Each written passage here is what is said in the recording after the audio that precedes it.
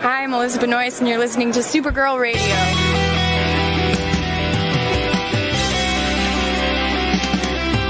I think the CW are just trying to win the time slot war with Supergirl Radio. Supergirl Radio is going live every night of the week. How do you like it? Is becoming a human burrito a plus or a minus? I don't know. It does seem snug. I mean, they say you are what you eat. Oh no. Yeah.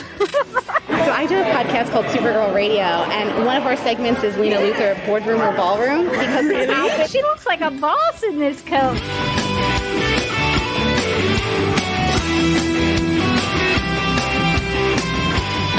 Is Nasty Luthor like a different Luthor? It's not just Lena being mean? No. Helen Slater here. It's so fun to know that you're hosting a podcast called Supergirl Radio.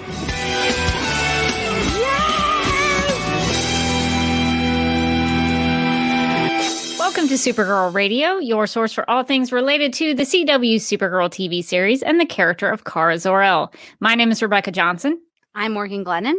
And for this episode of the podcast, we are live and wired to discuss and review the Supergirl Season 6 episode titled Lost Souls. And we don't have any news for this week. So I guess we'll just get right into it because we got a lot of feedback. We got a lot of things to talk about. So let's just get into it. So here is the official description provided by Veronica, the description writer. She really got back into it this week. Veronica's back from vacation this week, and she's ready. She's got a lot of things to say in this description. So here we go. So, quote, Supergirl finds an opportunity to escape from the Phantom Zone, but it comes with some dangerous strings attached. Ooh. Meanwhile, Lena joins the Super Friends on a mission, but finds she disagrees with their plan of action against the Phantoms and wonders if she truly is ready to be part of the team, unquote. Okay, so Morgan, a lot of stuff happened in this episode. It was pretty action-packed. But I really wanted to start discussing this episode with the most important question that I had coming out of it is, Morgan, what do you think about the Phantom Zone having storage rooms? Listen, it's got to have storage rooms. You got to have your places to put, your Phantom Zone doodads and thingamabobs, your lawnmowers, perhaps, and your garden shears. That's what the storage facility is for on the Phantom Zone. It's just a little shed where you put, your gardening tools and your little gardening bench and your interdimensional portal to get back out of the Phantom Zone. A place that you cannot escape. Yeah, that that made me go. That was my thing that makes you go, this week. I was like, I have to admit, my week has been nuts. And I watched it tonight, like basically right before we recorded. And I went, wait, I'm sorry, where are they? And I like rewound. I was like, there's just a storage facility here? Yeah. What are they storing in there? That's what I was wondering. Okay, so I pulled a screenshot. It's kind of hard to see in this because the lighting was dark. Oh my God. Are they storing a stolen artwork or something?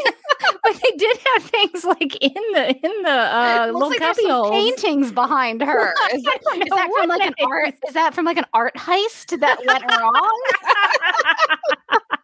That maybe some prisoners that went inside the Phantom Zone. Maybe they have to like remove the things from the prisoners and they store the things what are they, like personal effects or something? Yeah. That so like when the prisoners come in, somebody like pats them down. They're like, "I'm sorry, you can't take this priceless artifact, a piece of art with you." And he's like, Mamma mia, but I love this Monet. And they're like, I'm sorry, Mario, you have to give it back. And I just like, what is happening? Why is there a store?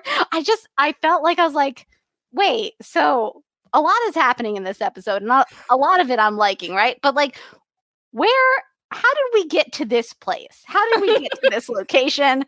Why does it exist? Are there guards? It felt like there should be guards there. But why? They're already in prison. I know. Is that where the Dementors go to like have a cup of coffee and gossip about all the Is there a break room? That's what it felt like to me. It felt like the Phantom Zone break room. Yeah, it sort of reminded me of like, The Office from either NBC or the BBC, whatever you want to go with. So that was like my biggest question coming out of this episode. I love the like it's like The Office because could you imagine like the camera zooms over and there's like a phantom in the corner and he just does the Jim Halpert like face into the camera. I don't know. Yeah, they had 24 storage rooms. 24. Like why? What are they storing? What are they putting in there? Okay, so I think Leslie in the chat, if I can find it and bring it up, Leslie thinks they were storing extra mirrors. So just backups to the backups to the backup is what they were doing, just in case. Hope so I had a thought while watching this episode, and it was sort of during this storage journey that we all went on. And it's when she talks to her dad and she goes, Dad, Mom made this place. Where would she put the extra mirror? And he's like, well, it is storage. So presumably anywhere. But I thought, did you tell your dad your mom's alive? Has that come up yet? I don't remember. That's a good question. Because she said, like, what would she do? As if maybe she wasn't with us. Like, what would she have done, Dad? And he was like, oh, yes, my dead wife. Well, what I think about her every day. I pray for her soul. I hope she's happy wherever she is. And she's like, oh, yeah, she is. Totally. She's just building new gazebos. And he's like, in heaven? She building no, like on Argo. It's wild, Dad. Did I forget to mention that? Did we talk about a lot of other stuff, but I forgot to mention Mom's alive? There were a lot of really nice Kara Zor-El moments. Her holding his hand, her encouraging him not to give up hope, and him calling her daughter and Kryptonian. It was so nice. It was kind of what I was wanting from the show. But that's a really great point. So, what about Allura? Again, I'm wrong, as always. So Leslie says, in A Few Good Women, Zor-El realized Allura was alive. And Emma says, yeah, she told him off screen. Because, of course, but he mentioned it at the beginning of a scene. Yeah, some of that, it feels like that should be a bigger part of the conversation. Like, hey, I've reconnected with both my parents now. This is really important. Like, it feels like if I had to wonder, does he know his wife's alive? Then they maybe should have made a bigger deal out of it. Like, just underline that a little bit. Like, have him have some kind of emotional reaction of any kind. He was just like, oh, Allura's still kicking? Sweet. Seems like that should be a big deal, that like everyone you thought was dead is now alive. So good. Yeah. So I was really struggling with this Phantom Zone interpretation because it should be a prison, but it feels like there's like a luxury storage unit facility. I did think it was interesting the way they depicted it. So I have a screenshot here of what they're looking at. The anchor is where they're going. So I thought that was really cool because once I watched this episode, I was like, are there places in the Phantom Zone? And I remembered that in Rebirth, I don't know if you remember this, Morgan, but I'm sure I don't. in the early parts of Rebirth, do you remember when Supergirl and Batgirl go to the Phantom Zone? Oh, yeah. And they encountered that like mummy character. I forget what his name was, but he had like mummy wraps all over him. Yes. So I remember there being like structures in the Phantom Zone in that interpretation of it. And I had sort of forgotten about that. So there is some precedence for having a building in the Phantom Zone. I just never thought it would be looking like, a corporate office somewhere that has a break room. I think the problem is that once you start adding structures and buildings that aren't caves to the Phantom Zone, you open a book of questions that I don't know that they want you thinking about. Like, wait, who built that? Wait, where'd they get the supplies? Wait, did several people build it together? I thought everybody hated each other here and trying to murder each other. Wait, why would they build it? Wait, was somebody in charge and did they think about this? And where they put blueprints together and then they got and then they hired did they hire a bunch of Phantom Zone They prisoners? have like contractors with construction worker hats on. Like, wait, who did the site the inspection? Is it up to code? Is that building up to code?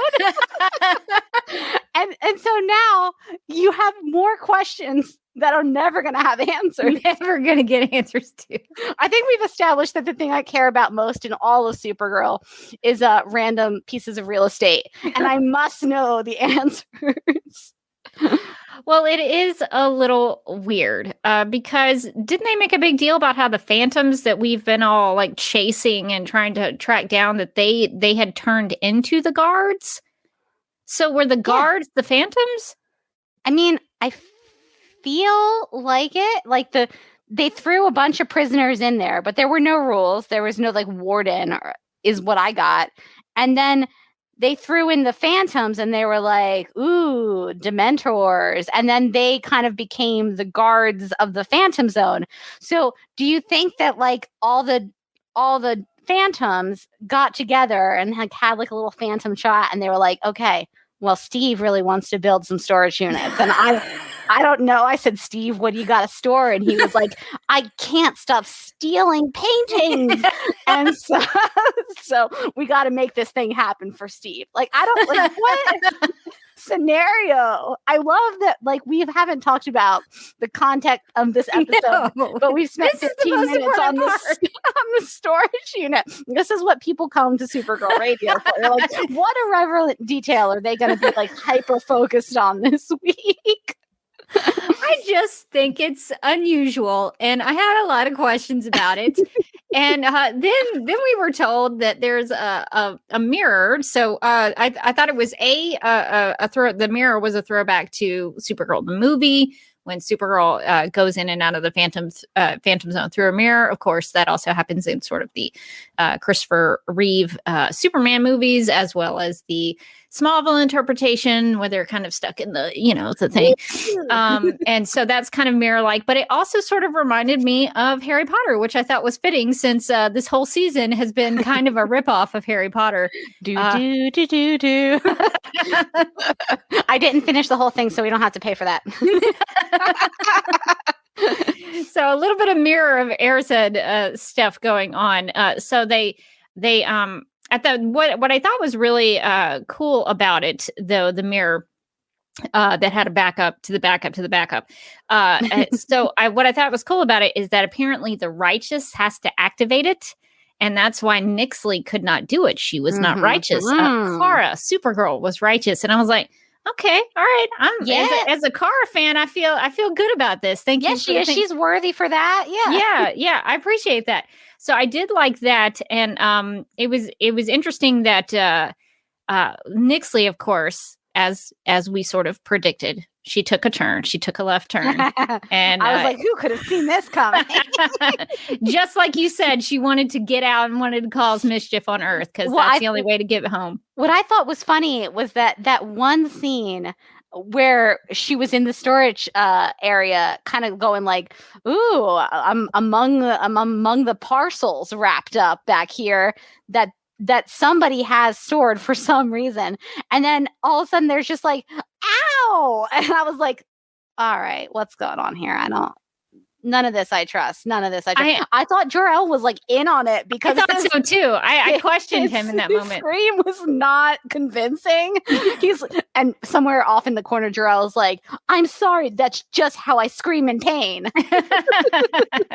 Yeah, I was worried he was working with her, but she of course explains that she's the one who attacked him, and she created like the little scar to throw everybody off.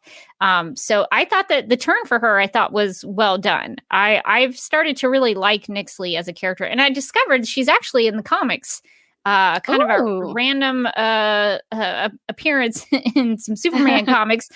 So we'll have to do a character spotlight on her because I want to learn more about her appearance in the comics. Too. I thought she was an original character, but she's actually in the comic book canon, as it were. So I have a question about the fate of Zor-El, aka Jason Bear, still keeping it tight. Still looking good. They're looking so good. Even injured with his ankle and his very manly scream of pain that was like, oh, Cara, help. Was he still in the storage? Was the storage area like a bunch of buildings? Was it one building? Did they go from one storage area to another storage area far away? Like when it blew up, was Jason Bear in danger? I didn't know how I should feel because I have no concept of where anything is in space and time. I think they said that so at some point, let me see. Let me do a search on my notes real quick. Because he was in a place and then they left him. Yes, they had to leave him because he had gotten injured. They said the anchor had not only supply rooms, 24 storage rooms. Of course. It also had barracks. So I guess who's sleeping there? I guess the guards who have to go work. So I don't know if he's in like the barracks facility. I don't know, but I don't think he was in the same place they were in. Okay, when it exploded. I think Jason Bear's okay. I think that was a tough moment for me. I think he's okay. I was like, I'm not ready yet. But that's a good question, though. Do you think Nixley is dead? No, definitely not. Although, given the timing of what we saw, she should be. But I don't think that she is. I think at this point she's too good of a character, and she and Supergirl have a head-butting relationship now. I wouldn't kill her at this point. So I have a counterpoint to that, Rebecca, and you know what it is, and it's Mercy Graves. Wait, remember when they just killed her for no reason? So she was great. We all loved her, and she had so much more story to tell too. So much more story, and they were like, "Not for you." That is true. But I think the fact that Mrs. Pillick is going to be back at some point this season really points in the direction of her having made it. Yeah, I have a feeling she's going to make it out of there okay. So she might turn into the big bad this season. I don't know. That's not where I saw the final season of Supergirl going, as her going up against a female fifth dimensional imp. So I guess the show surprised me. You know what we had last season was Leviathan, so this seems great to me. This is a real big step up. I'm gonna take it. We at least know who the big bad is in this one. I haven't heard about a product launch once this season yet, so still don't know who the head of Leviathan is. It is now episode 4 of season 6, but you know what? Who cares anymore? Who's keeping track? Rebecca, let it go. It's gonna be fine. We will never know. We will never know. And so in my brain, it can always be Lena Luthor's mom, aka Katie McGraw, in just a red wig. That's what it is. Until we are told otherwise. So I don't think she's dead either. I don't think this is the last we've seen of Nixley. So I really enjoyed their dynamic. I mean, once she made that turn, Supergirl was like, I don't know about this. Although she tried to save Nixley. She did try to save her. Not real hard, but she tried to save her. I was so shocked that Nixley didn't figure out what Supergirl was going to do until way too late, where she's like, you're going to hit me with that thing. And she's like, got this heavy thing. And there's a mirror, a very breakable mirror right next to me. And then she looks at the thing, and then she looks at the mirror, and Nixley's like, you're going to hit me with it? And she's like, no, sir. There's no more backups. This is the only backup for the mirror. I don't know what else is in the storage room facility, but this apparently is the only mirror that they had. What if she finds Jor-El next episode, and he whispers, everything in the storage unit is a backup mirror? I didn't want her knowing, but we're good. Yeah, so this is getting a little more interesting for me. I'm really starting to like the Phantom Zone stuff now, especially since we got a lot of good Kara moments. We got some Kara Zor-El moments, which had been lacking, and for me personally. And Nixley has turned out to be quite a character. So I'm really liking the Phantom Zone stuff. So this episode had really increased my optimism for the season. And just one episode, that's all it took. It was a decent episode. So I was like, okay. Made me feel very good about the season. I was finally like, okay, let's just say that the season started here. I'm good. I'm good with that. I think we'll all just agree the season started right here. Yeah. Because it was a good episode. I really enjoyed it. I liked everything going on. And the Phantom Zone stuff was like really interesting. And it felt for the first time like it was very much a Kara story. And you know that because Kara got to give a nice hope speech, which I was like, you know what? Props to Kara for being able to figure out how to fit a hope speech into the Phantom Zone. She was like, you know what I think we all need here, people? And I wanted her dad to be like, oh, no, not a hope speech. Honey, do you think she was doing that as a young I want Kara? to think that she was like with her friends, they couldn't figure out their homework. She's like, guys, we cannot just give up. And they're like, Kara, stop it. Yeah, so I think the Phantom Zone is starting to gel, and the episode ends in a really, for me, a very juicy place because now Kara is on her own in the Phantom Zone. She's separated from Nixley, who I don't think is dead. She's separated from her father. So now she's going to have to really Supergirl up. So for me, that's very exciting. So I'm very happy where this is. It took a little while and it was frustrating to get here, but I'm glad we're at least here now. So I don't know if this is when Melissa Benoist came back to shoot. I don't know if this is the point where like she shows up. But I thought the Phantom Zone stuff was good in this one. Yeah, I agree. All right. So is there anything else about the Phantom Zone that you wanted to discuss? I'm trying to think if there was anything else. I enjoyed the fight between her and Nixley, and I liked that whole, I mean, obviously I think like a lot of us saw it coming that Nixley was like maybe not on the up and up, but I did like that turn when she was going to like, okay, time to go get my dad. She was like, why do you want to get your dad? Your dad's the worst. I kind of feel like Nixley wasn't going to turn on her. She was going to be like, hey sister, let's be friends. She called her honey at one point. She's like, Kara, honey. Like she was ready to be BFFs. Listen, she was ready to jump through that mirror and then like, you know, watch some chick flicks. It wasn't until she was like, well, I gotta go back and get my dad. He's Jason Bear. He still looks so You've good. Got to save Jason Bear. Gotta save Jason Bear. He's a treasure. And she was like, wait, I thought we agreed we hate dads. Everybody here hates dads, right? Like I thought the fact that they kept it in character with the backstory that she had given in the previous episode, which I honestly was like, I don't even know if this backstory is real, but it does seem based on her, like how she was like, no, everybody knows that dads are awful. Your dad's awful too. And she was like, my dad was a super chill one who didn't even have a reaction when I told him mom's still alive. That one? I think he's pretty okay. I think he's fine. Yeah, I was glad that they did more of the connecting to their fathers because at one point they had kind of done it, but they didn't like pull that thread real hard. And this time around, I think they did. So I thought that was good. And boy, when Nixley made that turn, she was like, you know, I should have slit his throat when I had the chance. And I was like, dang. I know. I was suddenly like, ooh, all right, now we're talking. Now we've got a villain. Yeah. so that was quite the turn. It wasn't just, hey, I'm a villain. It was like, hey, I'm a villain. So I was glad to see that we've got I think she's a good character so far. So I'm liking the introduction of her. And I liked how they connected to the two different stories in a way where it wasn't just a bunch of people saying power, right? Which is how it can be sometimes on this show. But they totally could have, yeah.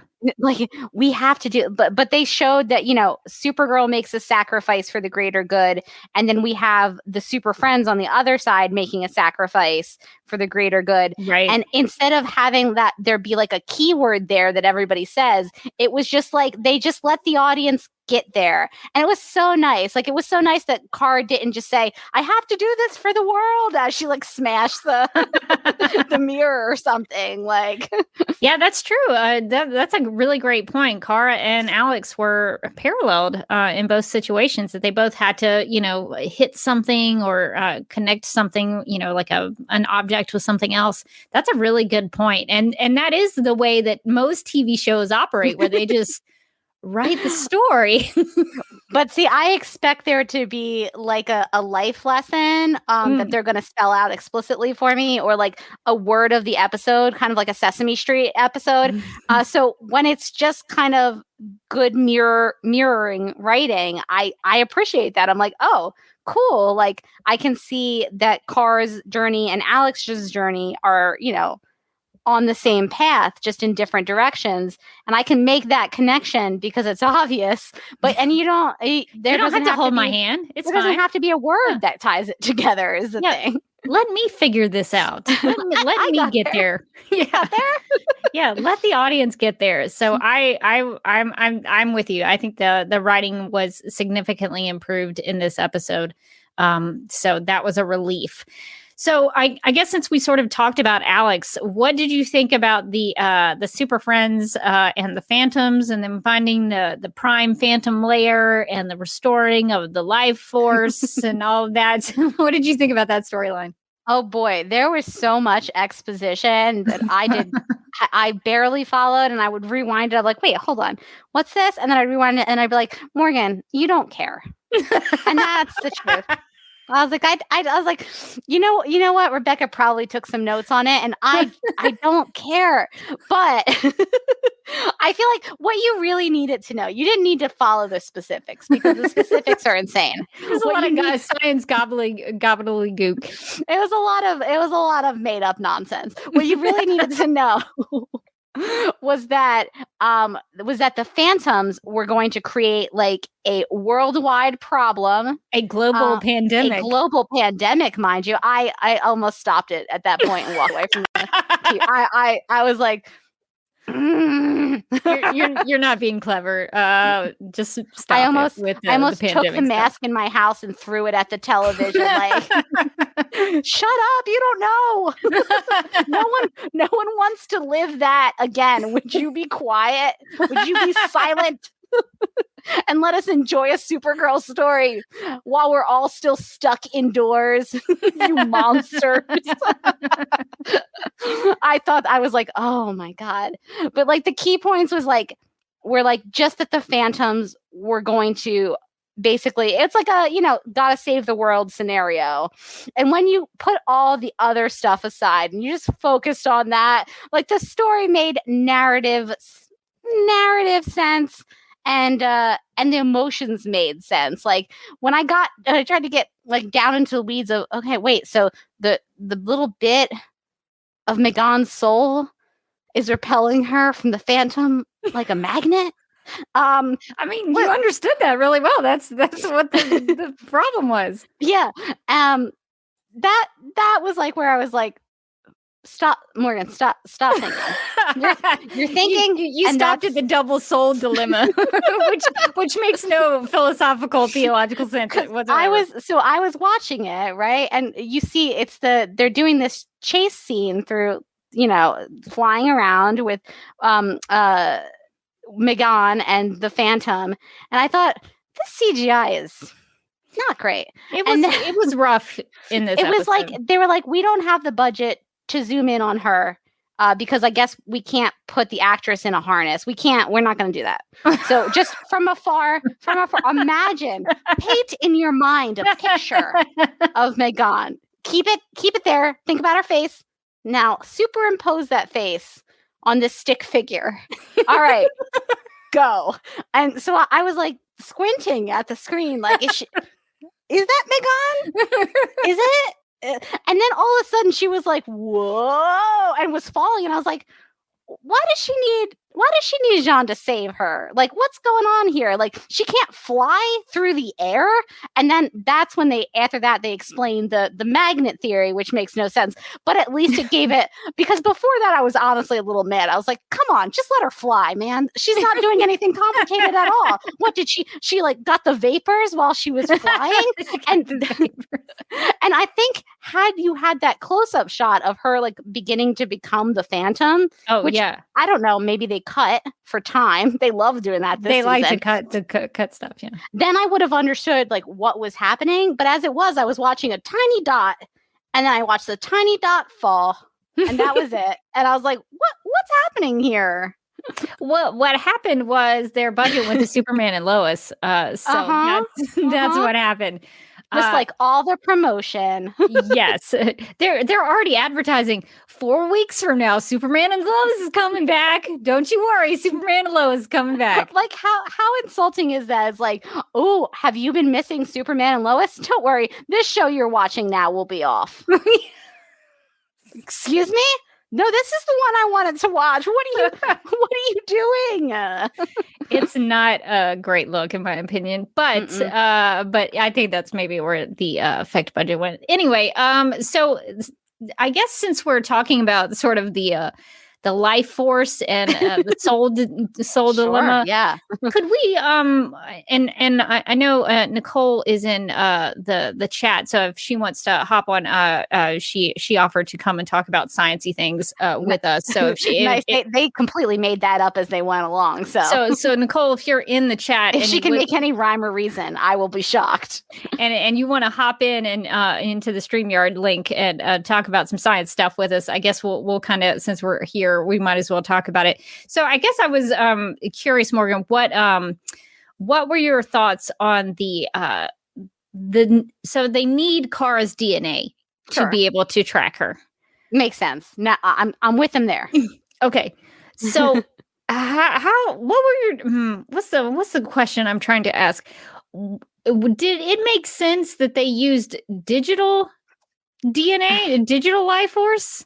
So I had a lot of questions about that, and I'm not a scientist, but like, what is digital DNA? That seems made up. And would that work just as well? This made up thing?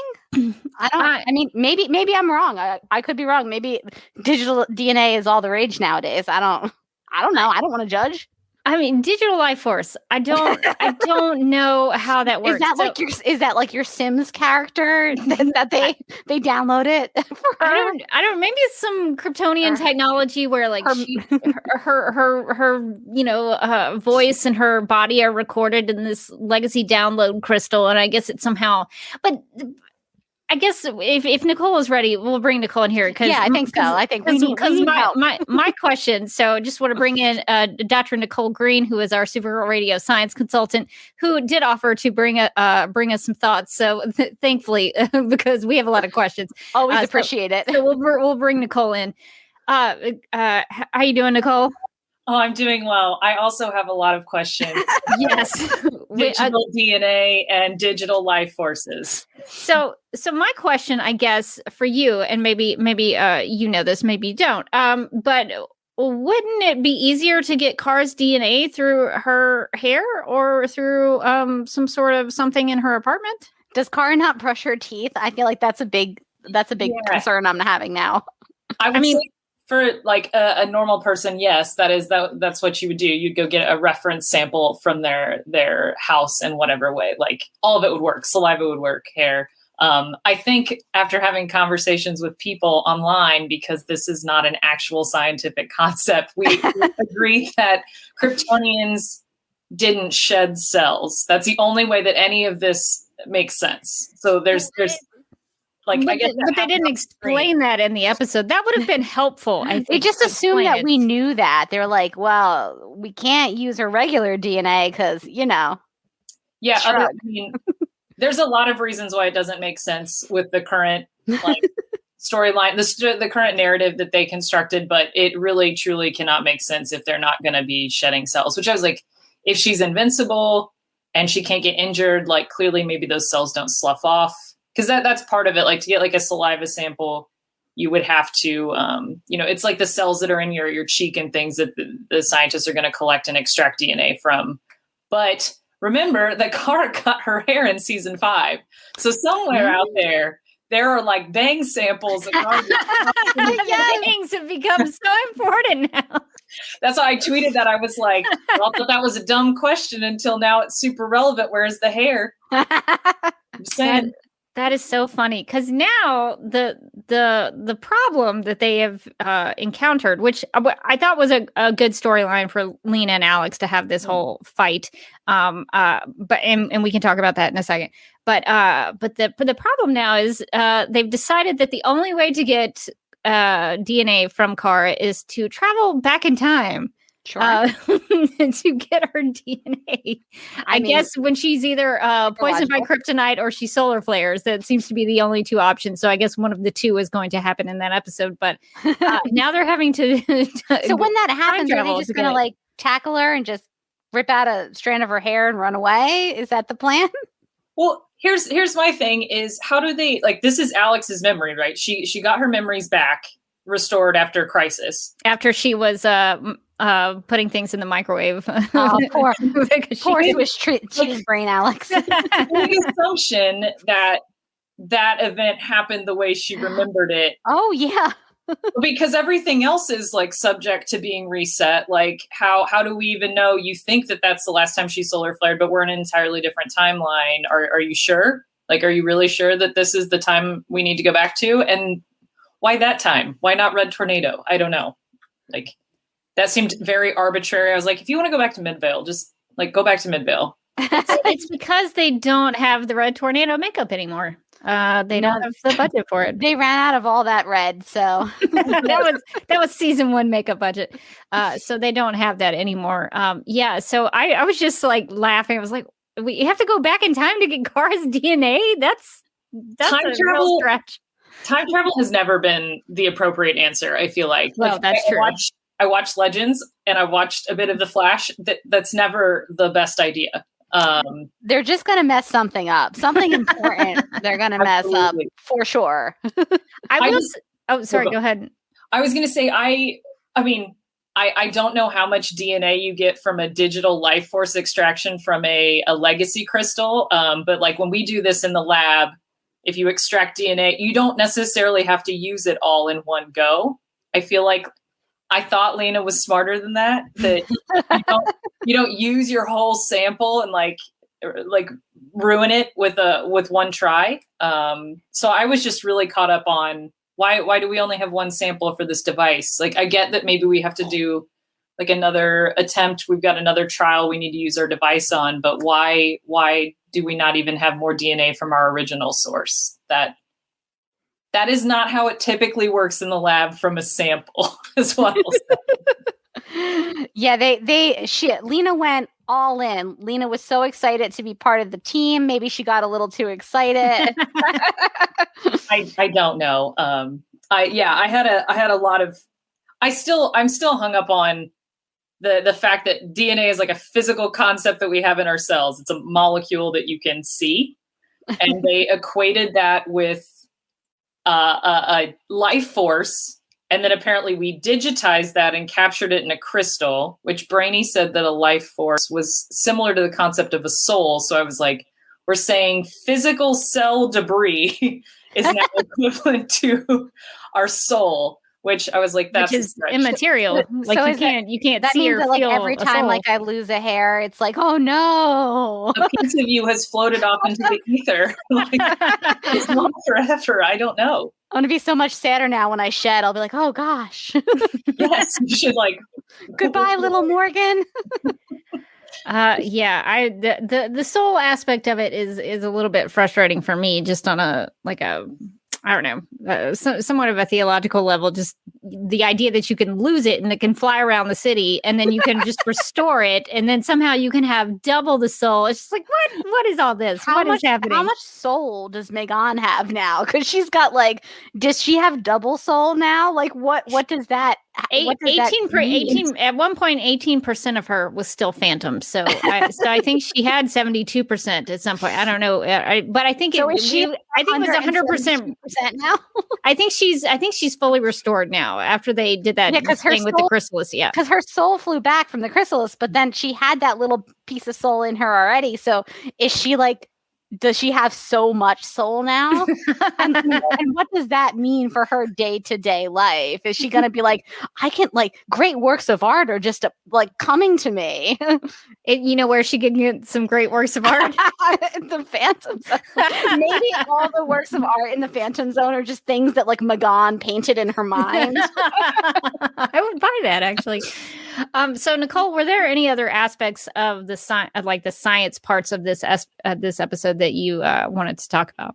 Yeah, I think you guys have sort of touched on. I like literally made a map earlier. I was trying to figure out, because there are all these elements. There's like, for Lena's device to work, she has to have like Magan's temporary phantom sensing powers and her Martian mind hunting. And then the Phantom, she said she's gonna, so I guess with her device, the Q waves, which I still don't understand. The more I try to read about them, the less I know. I know even less than I understood in season 5, when there was this like mystical neuroscience-y element to it, which I was like, okay, I buy that. I don't really like neuroscience is hard. The brain is a mystery. Like, okay, fine. And that is like, okay, so you need Q waves. And then she says something. I watched this scene like 4 times because I was like, I do not understand. He's using, Lena has 2 answers right now, guys. Q waves and nanobots. Those are 2 yes. that she has. Those are standbys, definitely. Yes, exactly. So she's like, and my nanobots are busy mapping the Phantom, the Prime. I don't remember if it was the General Phantom or the Prime Phantom. She's like, they're busy mind mapping that. And this is somehow sensed by my device, but also I need DNA for some reason that I'm going to put in this device. And that's going to like be how we track things, which I still don't understand. But then like at the end, suddenly, because we need new DNA. So we're like, okay, I get it. Like you blew up the DNA sample somehow. That was a mistake. You should have had a backup, but whatever. Like Alora's Phantom Zone mirrors. Yeah. So many mirrors, and we have one DNA sample. Gotta have backups. And then they were like, she's like, instinct, the Phantom will track on instinct like a bloodhound. And I was like, I don't understand that, because like bloodhounds, from what I understand, are sensing like scent. So they're not doing this by DNA. It's by scent, which again requires sweating and like normal cellular activities, which I assume based on the fact that Kara doesn't shed cells, that she doesn't sweat. No, Kryptonians actually, that's a thing that they don't sweat. They're not supposed to. I looked this up and I was like, no sweat, no scent. So I was like, because I was like, well, maybe just like go get Kara's like dirty laundry or something. Like that seems easier again than DNA from a different timeline. That's also in her apartment, I assume, but that also doesn't exist. So I'm really lost as to how they're going to move forward with the DNA if they go back and that goes well in the like previous timeline and in the past. I was like, I still don't get this. You've introduced a hostile element of a Phantom you now have to take along with you into the Phantom Zone, when before you just had to take like a device. And like he's not a bloodhound, because bloodhounds are, they're pets. Like he's unless they're domesticating this Phantom, I don't know how this is going to go for them. I don't understand. I'm afraid for how that's going to go. Obviously, all that exposition I slowed down and I listened to multiple times, and I don't understand it. I'm just going to suspend disbelief. So I was like, that's fine. I'm just going to be excited about Alex and Lena working in her lab. And I was like, oh my gosh, we have new lab environment for me to look at. So I took a screenshot and I was like looking at it, and I was like, okay, like this looks more normal. This looks like a lab that I would actually work in. And I think some of Donna had tweeted me and was like, oh, look, they're like wearing safety glasses this week, which I was so excited because I was at home at my parents' and they don't have CW affiliates apparently in the deep south of Illinois where there's only farmland. So I had to watch it. So I saw this picture and I was like, oh, this is incredible. I love this like science team up. I've always wanted to see this. This is great. They're bonding. And I was like, look at them wearing safety glasses. And then I was like, what is that thing? Like, what? And I was like, okay, it's red. Usually they love to make like a laser, like red. It kind of looks like a laser cutter, I guess. And then I was like, wait, you can't look straight at a laser. Like, go wide. So I just want to say to anyone who watched this and they're like, ooh, yes, I'm going to do this. Don't look straight at a laser. Like that sounds dangerous. Like a lot of laser cutters. I was trying to read about this because this is not what I do, but we have lasers on our microscope and it says, do not look at this laser. You will go blind.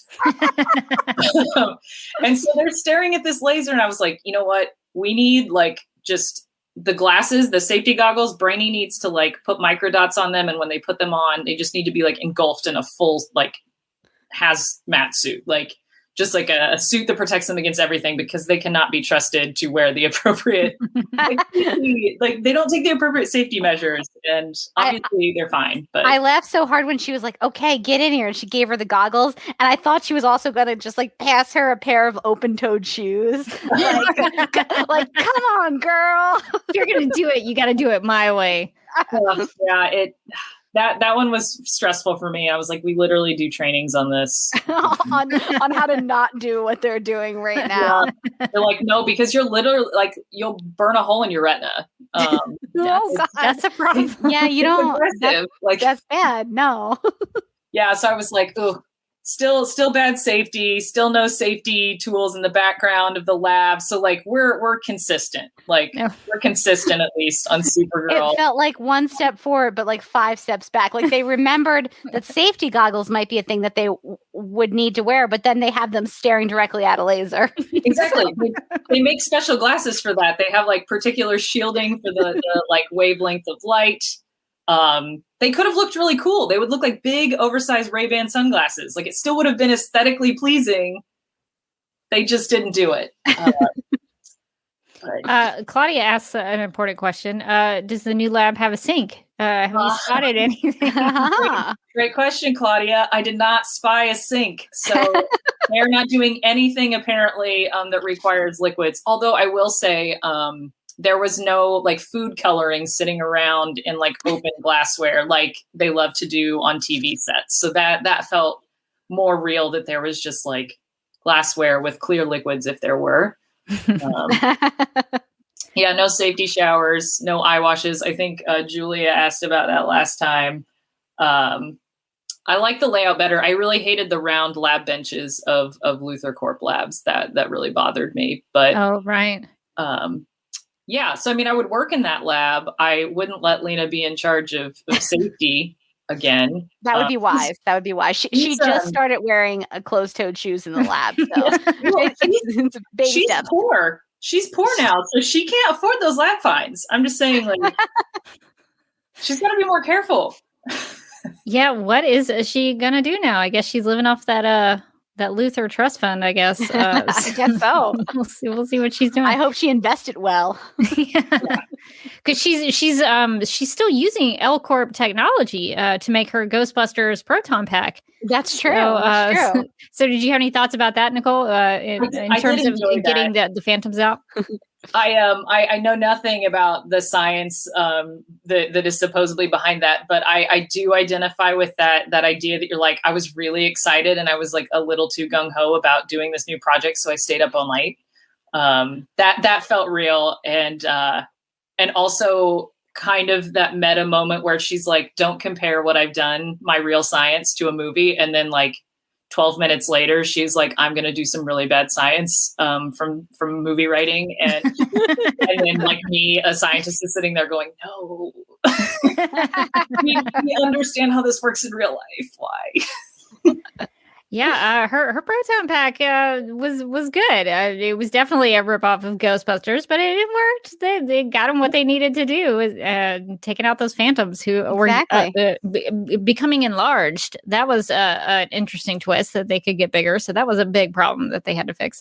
I wanted the Phantom to get like Stay Puft Marshmallow, like the Marshmallow Man size, but they never amazing. Never happened. and she needs to make more of those proton packs. They're going to need more than one. Well, at least 3.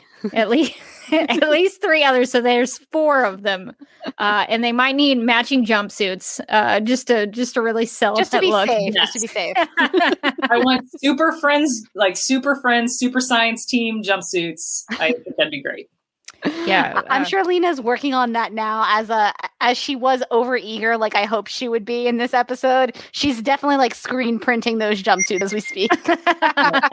Definitely, and everybody has their names on it. Yeah, that's definitely happening. There was no "Don't Cross the Streams" reference, but maybe that's coming if they're gonna use that proton pack a little bit more. So I thought it was good. She made it work. So Nicole, are there any other science related things that you wanted to discuss from this episode while we have your expertise with us? Yeah, I don't know. It seemed like the 2 big points of contention were like why the DNA for this particular device, and why not going to her apartment? Like, could you not get that DNA in any other way? And it seemed like they said, we don't care about your science. We don't care about the narrative. We're going back to the past. So I'm also very excited to see how they're going to like collect and maintain this sample. Like, what are we getting? And we'll see what happens. I imagine there will be like many shenanigans. I'm very excited to see Brainy and Nia go to the past. Like, I'm not upset about that at all, but scientifically, there's no reason for it. Yeah, it's a very Legion of Superheroes move. There's an episode of Superman the animated series where the Legion of Superheroes goes back into Clark Kent's past when he's in Smallville. So I'm pretty sure the Legion has done this many times, probably in the comics. So this I like it from a comic book standpoint. It feels very comic booky to me. So I'm very excited about that. But yes, so you'll have to let us know about the sampling, because I know from my experience, they're not going to handle that thing properly. I'll tell you that much for free. Yeah. Working with the collections group and the museums that I work for, there's a lot of talks about, collections and specimens and things like that, and how you have to take care of them and how they can be tainted if something goes wrong, especially in research projects. So I'm very curious how they do that. And if they, because I assume there's probably a way that you could probably screw that up. Yeah, I mean, luckily DNA, I assume they'll take like a blood sample or a saliva sample. Seems less aggressive, but it's pretty stable. I don't know how it passes through time. That's a new element that we've never tested. So we'll see how that goes. I assume it will be fine. But yeah, it's we'll see what happens. I feel like they're going to mess something up interacting with Kara. There seems like there was an easier way to like go back and be like, hey, Alex, just like take a blood sample, forget about it, like put it in a drawer somewhere, and we'll need that sample later. But it turns out I'm still like They just get like little Alex, and they're like, this is going to sound weird, but if we give you $50, will you? Right? I can't believe neither Alex nor Lena at any point. I mean, Lena would have definitely gotten in trouble for this, but like there has to be like a sample that somebody took at some point of like Kara's hair or Kara's like saliva, like when she solar flared. That seems like a thing as a scientist. If I were like, it seems like a good opportunity. Let's like take this. We can put it in the fortress to keep it safe, even though you can just walk in and out of the fortress.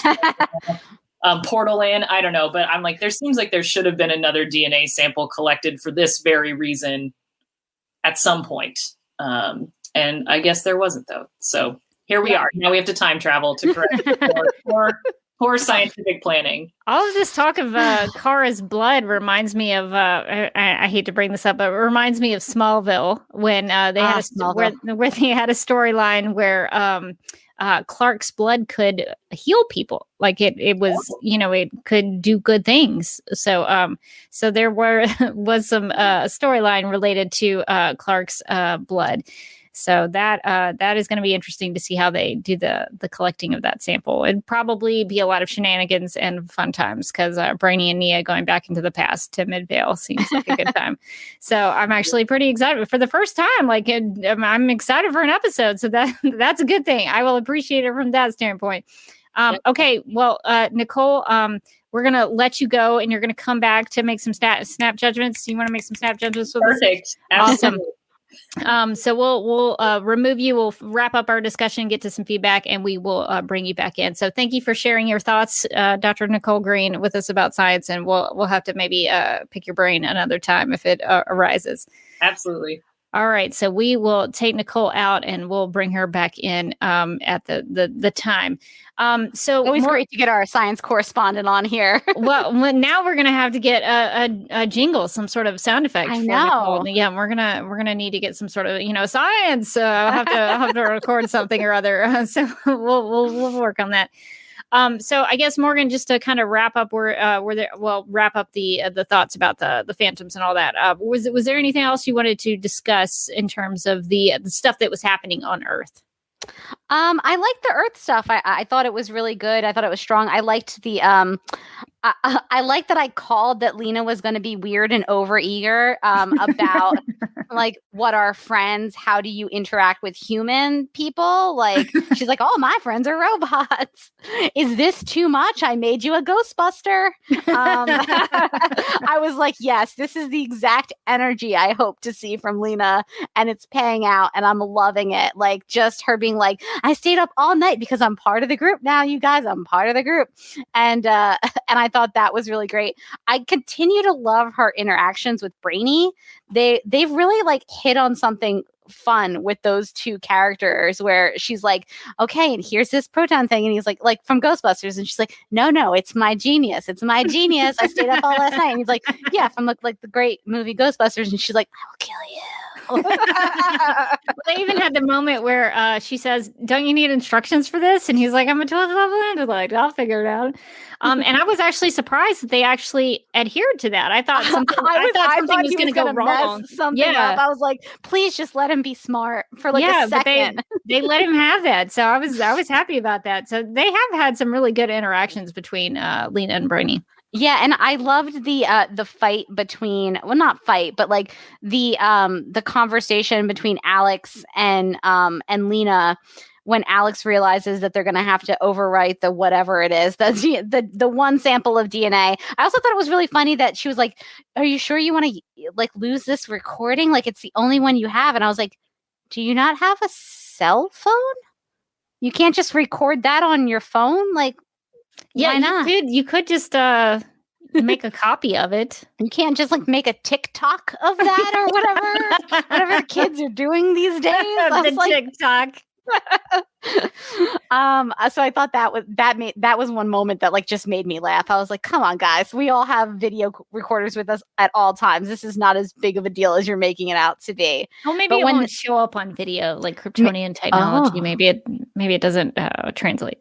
That would make sense. So too much sense. So obviously it didn't make it in. But that whole conversation that they were having where Alex is like, we have to save the world. And Lena was like, screw the world. We have to save Kara. And I was like, you know what? I love this. I just love this because I feel like Alex is definitely the one character in that whole group of people who is most likely to be like, forget about it. We got to save my sister.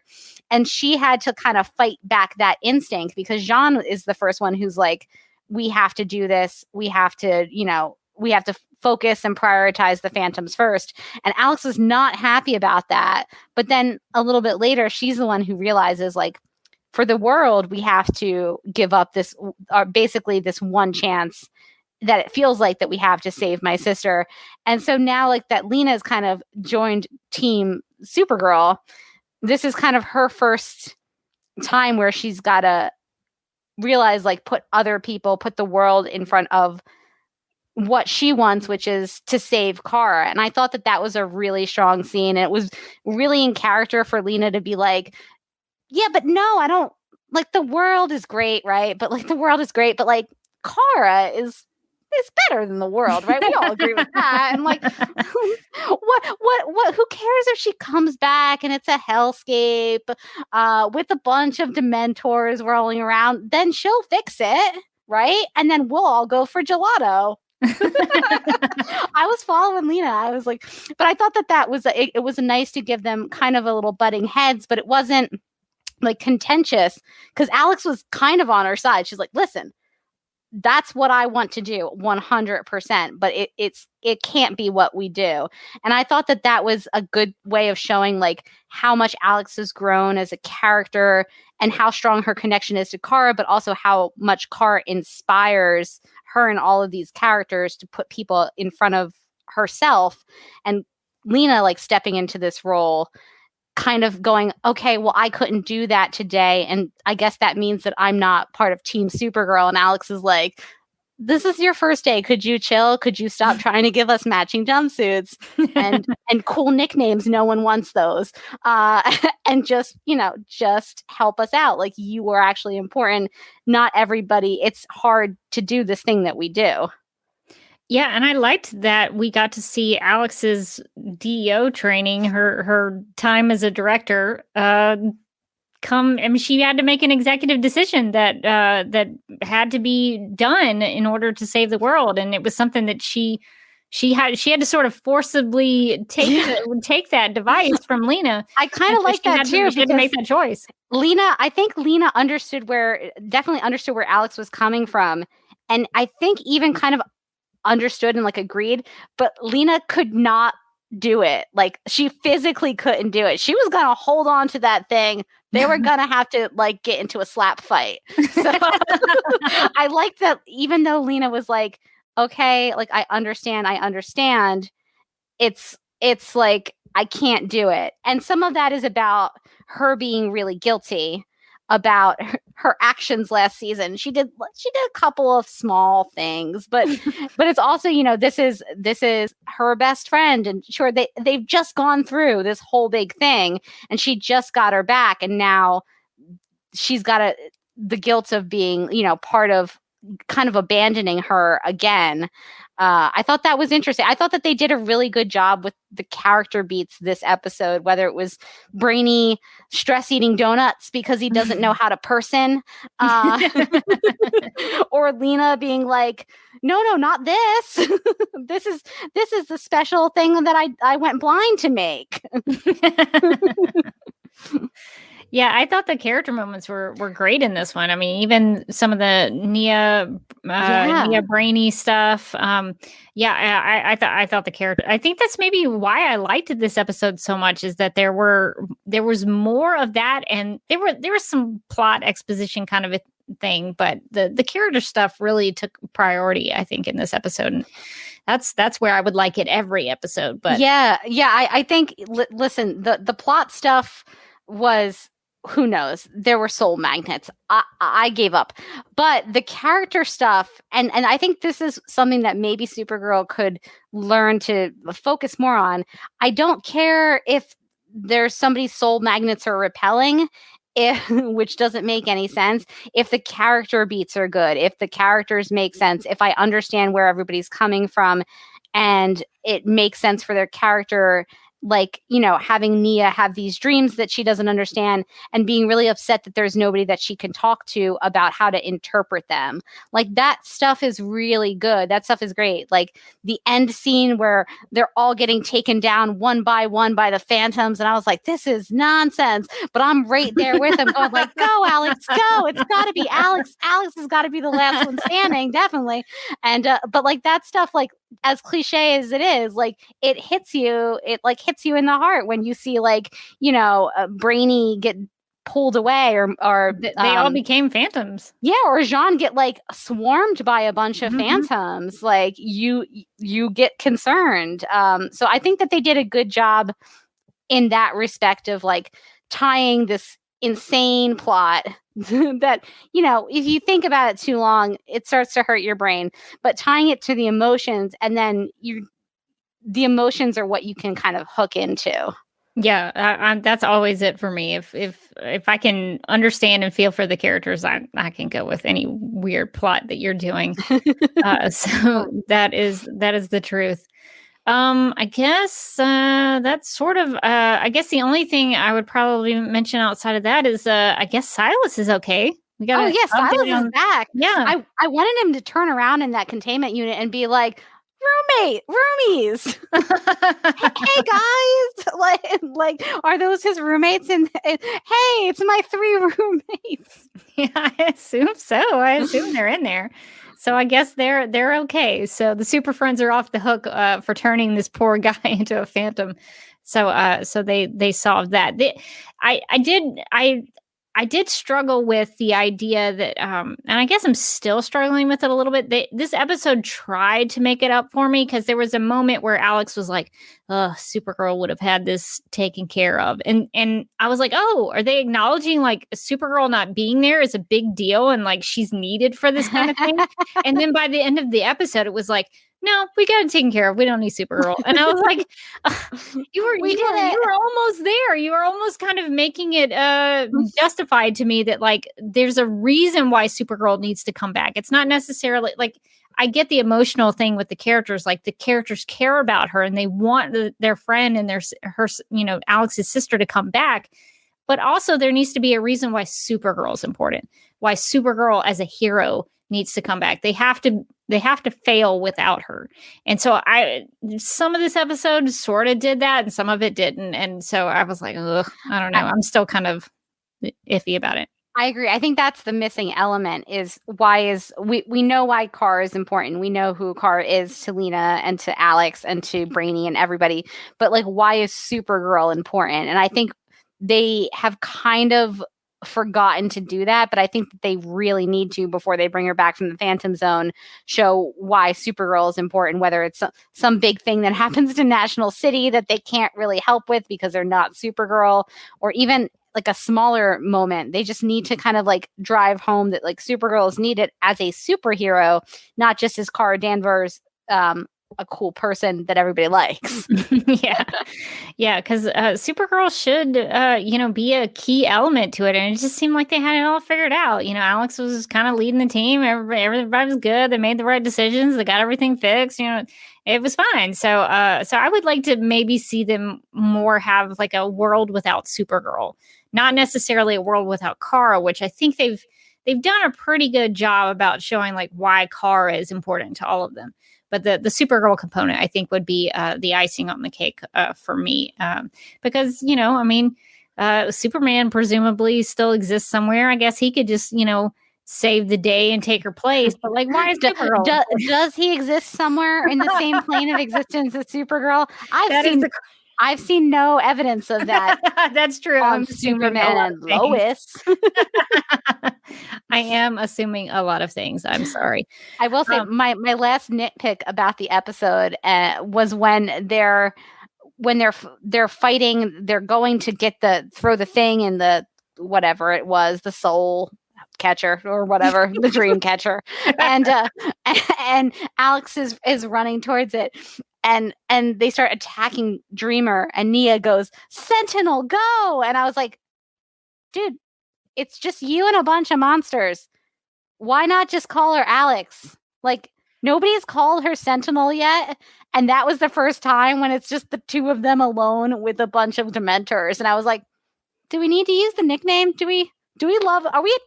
Are we loving the nickname though? Are we still at the point where we're workshopping this? Can we keep throwing out ideas? Are we really have we settled on this? Yeah. We settled on Sentinel.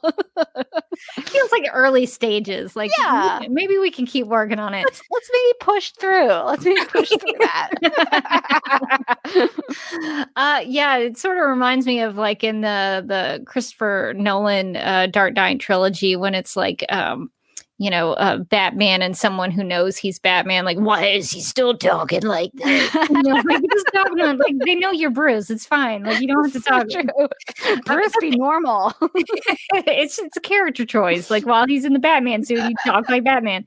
I guess it's just because, got to reinforce that's her name now. And she is a superhero doing a superhero thing while she's in her superhero costume. So...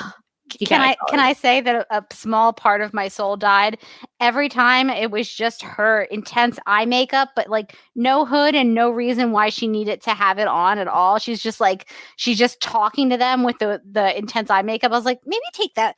Can we take that off? Can we just take that off? I just want to see your face. And it goes with the whole outfit. It's not, but that's a good point. Like, I hate it so much. It's still for me. Like, I'm fine with the blue. I can get past the blue eyeshadow. It's the blue streak in the hair that still bothers me. But that's a good question. Like, why doesn't her? Because it's the hand of the soldier, like gauntlet thingy that goes around her wrist. That like she can turn that off. Like, can she just do it partially? Like, just.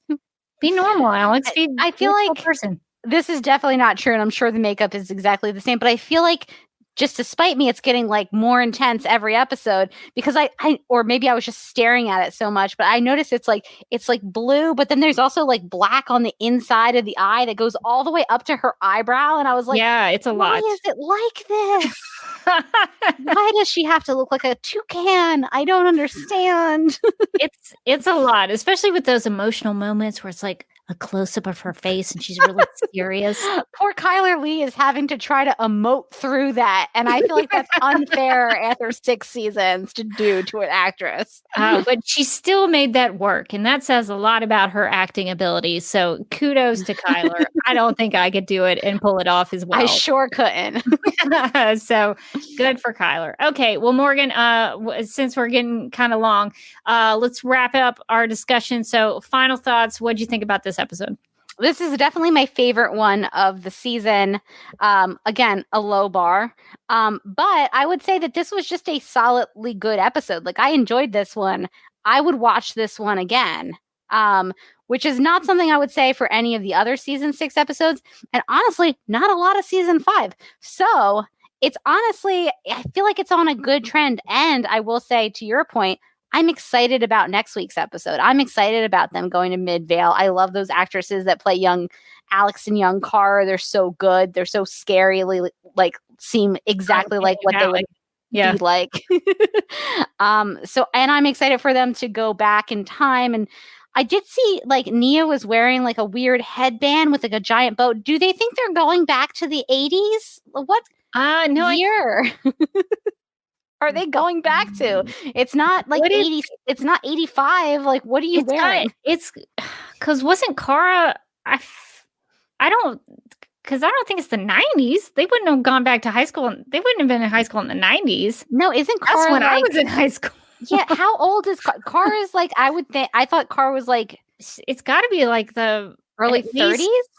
Yes, late 20s. What time period would that be? 2010? Wasn't Alex in the first season 29 or something? Because I remember Nicole going through her insane timeline. So a lot of people are saying 2009. Okay. So I remember 2009, and I'm not sure I remember big. Oh, actually, maybe. I feel like headbands were actually making kind of a comeback in 2009. They might be right, actually. The big bow seemed too much. It seems Madonna era,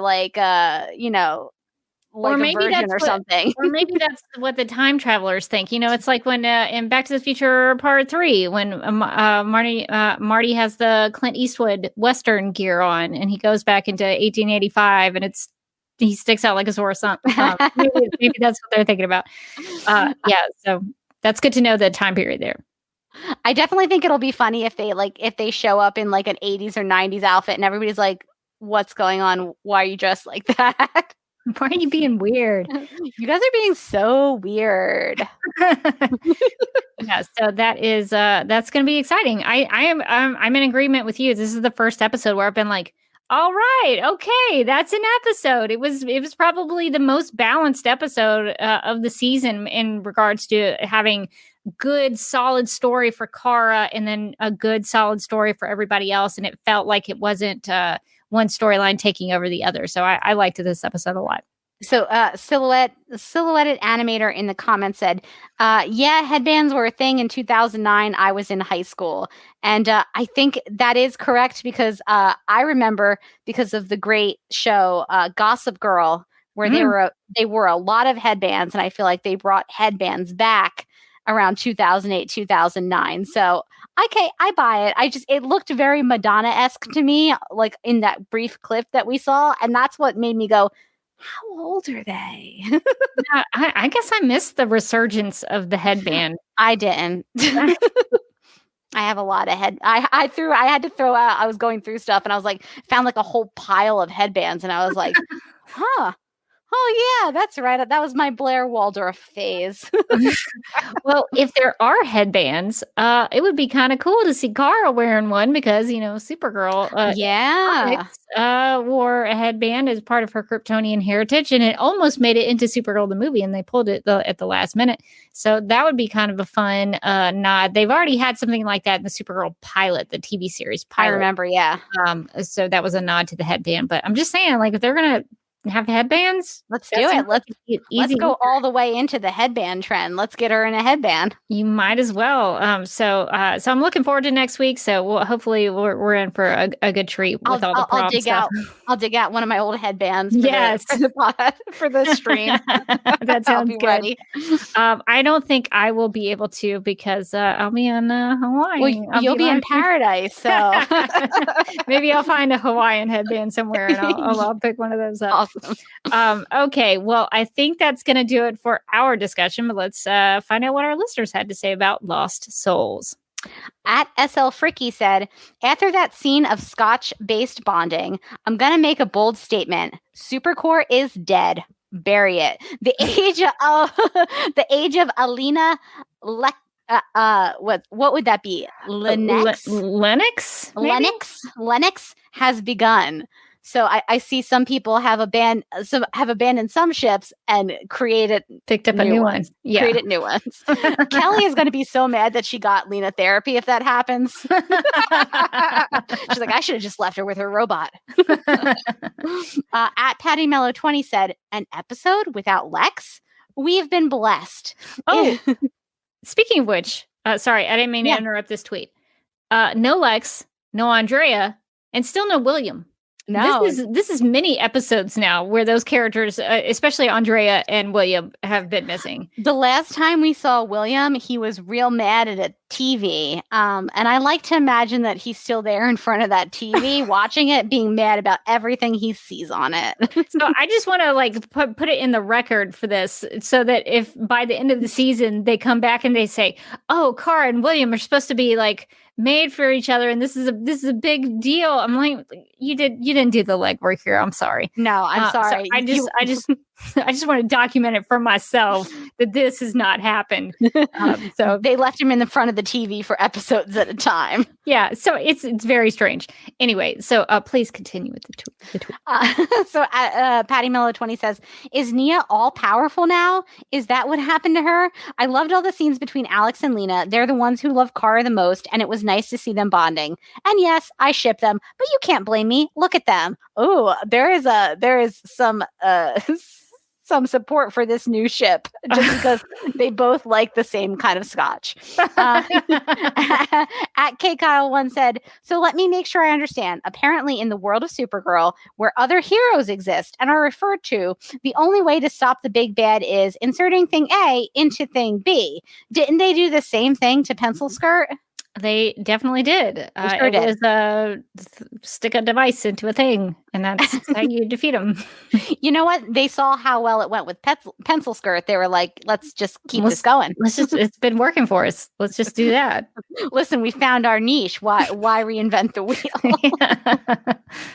Work smarter, not harder. Exactly. At Olin Samuel said, I didn't hate it, even though the show keeps giving the best character moments to everyone whose name is not Cara. At least this time, Alex was one of them. I suppose they really didn't have Melissa for a lot, and that's why the Phantom Zone plot still feels like the B plot, and it sucks because it's the one I'd like to see more of. It's also, after 4 weeks, the first time there's been a semblance of bonding between Cara and Zor-El. Let's see, I guess. Yeah, it finally happened a little bit. We got enough, so I appreciate the optimism. Hopefully it will get better. Yeah. I liked the Cara and Zor-El moments that we got in this one. At DJ Writer says, perhaps the most cohesive episode of the season and a true showcase for Kyler Lee and the tremendous growth of the character of Alex Danvers. I love the parallel how the sisters had to both make a near impossible decision. At Ferreira 365 said, yes, it's about the time they take out. Yes, it's about time they take out of the Phantom Zone if they aren't really going to do much with her in it. I hope this last season gets better. At one creative underscore name, which is a great and very creative name, said, well, that episode was something.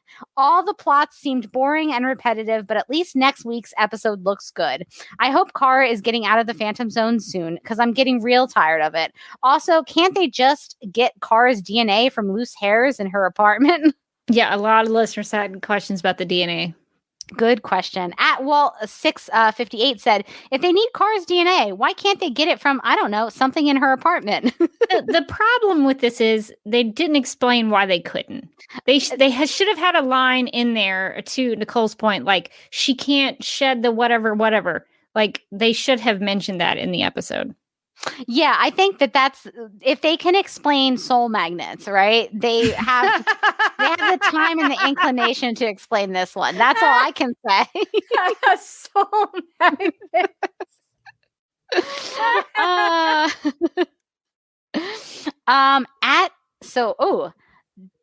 Dr. Sophie Lady Sai said questions in season 5 about how Kara cut her bangs seemed frivolous and tangential until we arrived in season 6, and those hair clippings could simultaneously save Kara from the Phantom Zone and prevent a potential timeline disruption. Such a good point. That's true.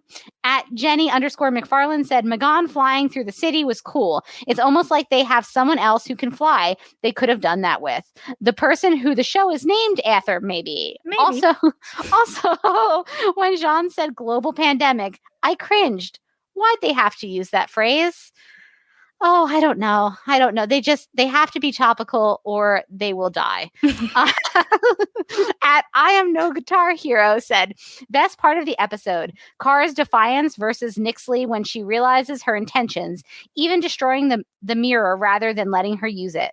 Worst, all the over explanation on how they plan to defeat the Phantoms. It's so confusing. They should keep it simple. I agree. It's all made up anyway. Just streamline it. Take out the soul magnets. Soul magnets. At Mark HBPWM said, I knew I was right to mistrust Nixley. I could tell Kara was going to smash the mirror and thought it was great to see Kara be Kara for the first time this season. But yeah, how did they move a DEO's worth of stuff into Jean's PI office / apartment? It's a big apartment. They have a lot of room. It's a big apartment. They have a lot of room. Also, the DEO was mostly destroyed, so I guess there wasn't much to move over besides rubble. And finally, at KT Walker said, did they really have Jean look in the camera and say, a worldwide pandemic? They sure did. Yeah. Okay, so we have an email from Alex who writes, quote, I thought this was the best episode of the season so far, but after the episode a few weeks ago with the Lex Luthor trial that set the American legal system back 100 years, and last week's Dr. Phil's style weep fest where everyone talked about their feelings, that's not saying much. The best thing about this week's episode, it is wrapped up in the Harry Potter Dementor storyline, and hopefully the show will once again concentrate, and I scrolled down too far. Of course, I do that all the time. Oh my gosh. Well, once again, concentrate on making Supergirl the central part of the show. I'm sorry if I'm being a downer, but I think this season has been pretty depressing. Look, Alex, I feel that. I'm there with you. Alex goes on to say, quote, there just hasn't been the fun camaraderie between the team that existed in past seasons. Seriously, have there been any fun scenes or conversations that made you laugh this year? We used to have them all the time in the first few seasons, but those moments were mostly provided by Wynn or Cat Grant. Another problem has been the complete lack of Kara Danvers this year. The human life of Supergirl has always been a vital part of the series. I am hoping the next few episodes with Brainy and Dreamer going back in time to meet Kara and Alex in high school will provide the necessary humor and human qualities of the show. I know the current writers like to pretend the first year or two of Supergirl never happened, but we need to get back to that, unquote. Yeah, I think next week's episode, especially if during this Midvale thing, I think there's supposed to be Cat Grant in the mix, so that'll probably serve as some comedic relief as well. So I think some of those elements will come in future episodes.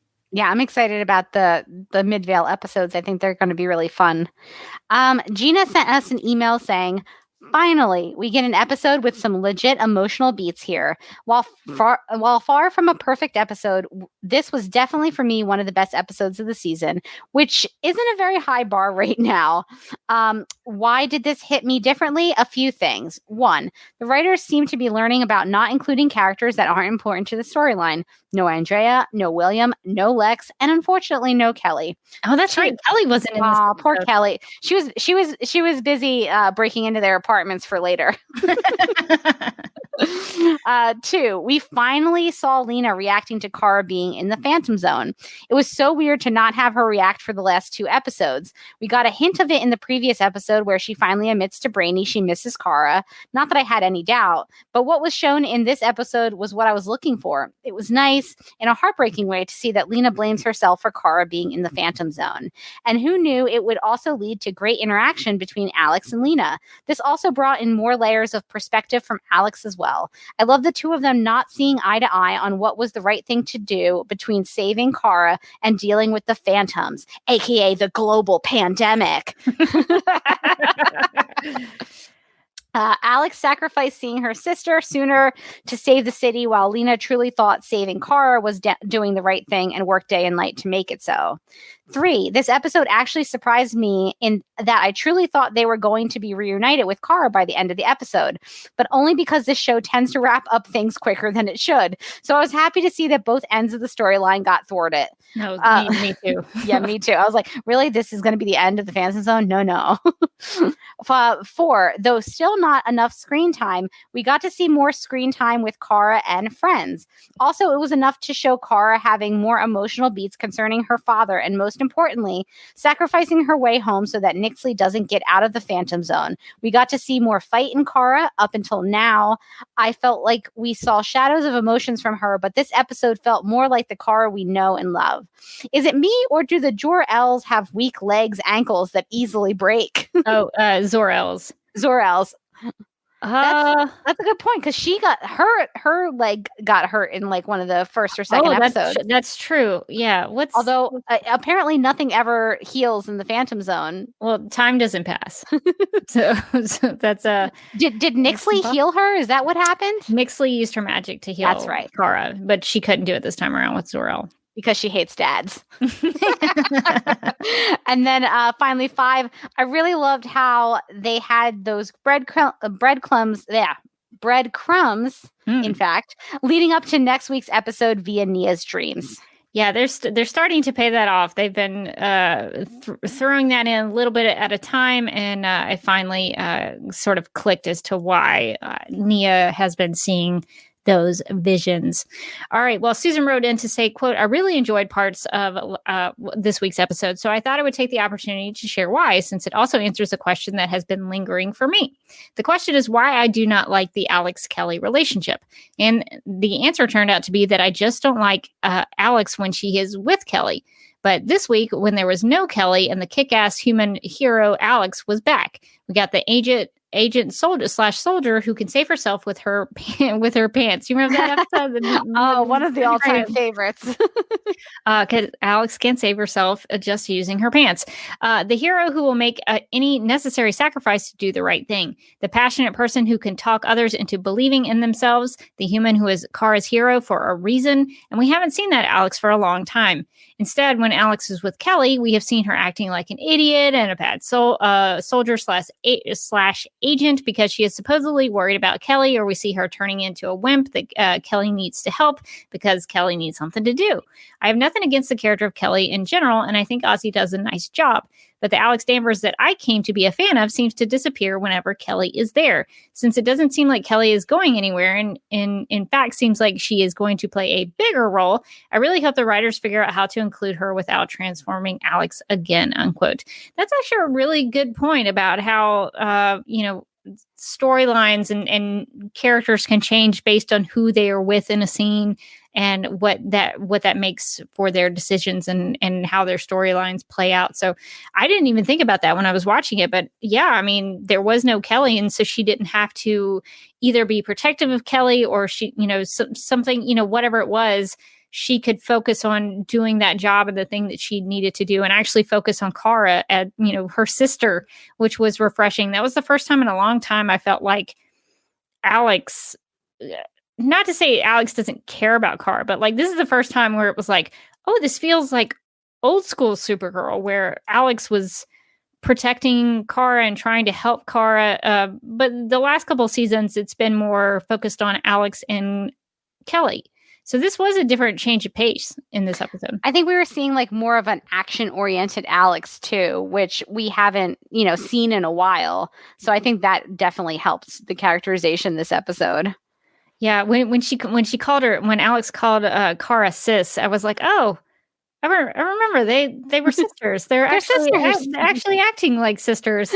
Because it just has been such a long time since the focus was on the Danvers sisters. So that was actually really refreshing. So Daryl wrote us an email saying, Alex, how can you say you trust Lena and then just rip the device from her hands like that? You were trying to convince her with your words, but then you didn't bother to see if it worked before you just took what you needed. Alex says she can't take no for an answer, but she didn't wait for an answer at all. It's so good. It's really true. That really bothered me more than anything else has in this season. Maybe in this show, Alex's whole speech to Lena means nothing if she's just going to take the device like that. That's a fair point. It's a very fair point. Why make the speech if you don't wait to see if it worked? Right. Well, Cloud wrote in to say, quote, just listen to your podcast about Phantom Menaces, and you briefly spoke about Lena's hairstyles changing to fit her mood. The best case of the hairstyles is not Lena, but her mom, Lillian. I noticed immediately that when she was on trial or otherwise in a weak position, her hair was down. It popped at me at the end of this past episode when Lex gained control again, that there was Lillian's hair was back up, like back in Project Cadmus days, a long time ago. And Cloud goes on to say, she's full on back to evil again, and I am here for it, unquote. So yeah, I hadn't noticed that with Lillian, so I'm gonna have to pay attention to Lillian's hairstyles and what that means when it's up versus when it's down. Yes, seriously. So Lynn wrote in to ask the all-important question: what if one of Silas's roommates was Brian the alien? This is a big question. This could be a game changer. Is the thing. That's where he's been. I hope that's true. Okay, so Ryan sent us an email saying, quote, a lot of the Arrowverse show's reasoning and science is lost on me, but I just ignore it. However, this one with how it explained dream energy and life forces really lost me more than ever before. The episode title was Lost Souls, but it should have been titled Lost Viewers.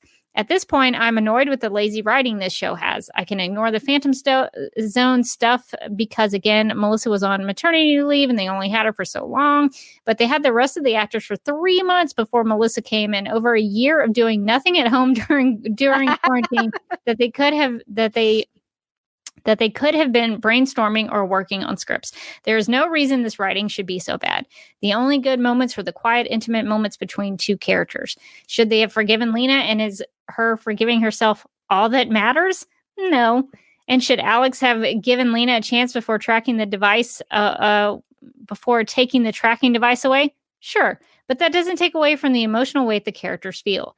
It just goes to show that the writers need to focus on their characters more than their plot, because their characters are succeeding while their plot is not, unquote. So that's a really good point, Ryan. I think there's something to be said about focusing on the characters versus the sciencey nonsense and the Phantom stuff. I think that is succeeding more than some of the plot-driven aspects of the show. I think we're willing to go with the plot nonsense if the character beats are good. I think that's been established. Because that was the kind of the opposite of season 5. There was the emphasis was way heavy on the plot. Oh my god. And the characters really suffered. So I'm glad to see it. There's not as much of that with season 6, but to Ryan's point, like they had a whole heck of a lot of time to plot out this last final season, and it doesn't feel like they really nailed it down. But Rebecca, in this episode, they saved us all from a global pandemic. That whole time in 2020, they were like, we got to work that into the script. We got to work that into Supergirl. And they did. They did. They sure did.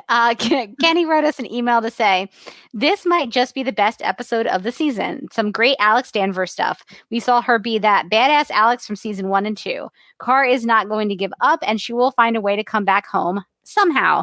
Lena is now a part of the Super Friends. This season has the Smallville season 6 feel to go to it with the Phantom Zone stuff. All the actors and actresses were great, especially Melissa Benoist and Kyler Lee. Oh, Smallville season 6. Ooh, that was rough. What a time for us all. What a time. Although that, I think season 6 was when Lena, was that when she became a Luther and she like went a little evil? Yes, that was actually. I think that was the season where Lana just like lost it and they went to the dark side, and that was, I think, the most fun Kristen Kirk ever had playing that character. She was like, I can choose some scenery.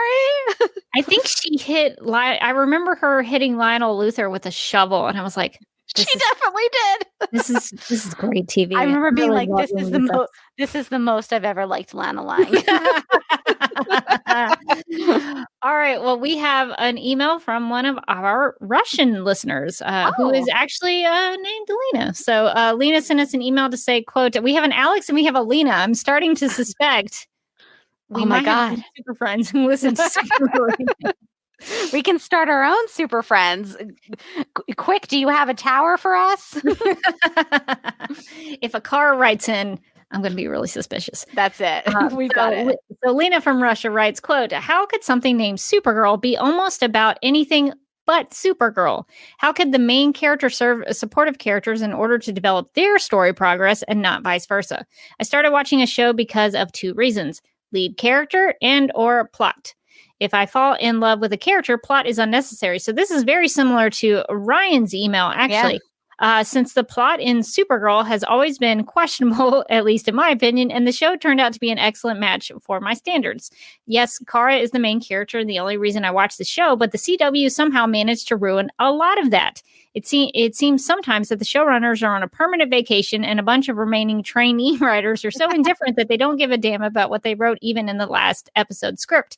It is true. Sometimes it switches and it's like, why'd you do that? So Lena goes on to say, quote, a terrible script leads to terrible acting. Actually, there is nothing to act. The plot is illogical and the hero's motivations and emotions are lifeless.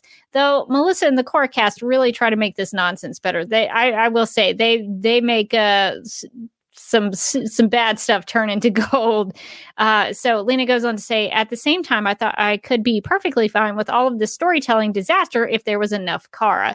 It's just a TV show after all, but instead of that, I have to deal with an unnecessary but intrusive Luther drama, endless Guardian stuff, a bunch of bad villains, and a stunning variety of ugly wigs. At this point, I'm feeling really offended as a viewer because the credits tell me that the show is called Supergirl, not Super Friends, not Everybody Gets a Pulitzer. It's simply called Supergirl. But hope never dies, and I'm really hopeful that at least the final episode will be Kara-centric, unquote.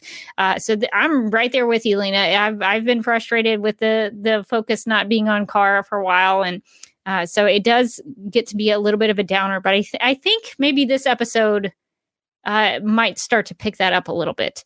So hopefully there's going to be more Kara, because we don't have that many episodes left. No, we really don't. What, 15, I guess? I think so. So it's I mean, we're starting to lose those episodes. So they need to really ramp up the Kara aspect of Supergirl.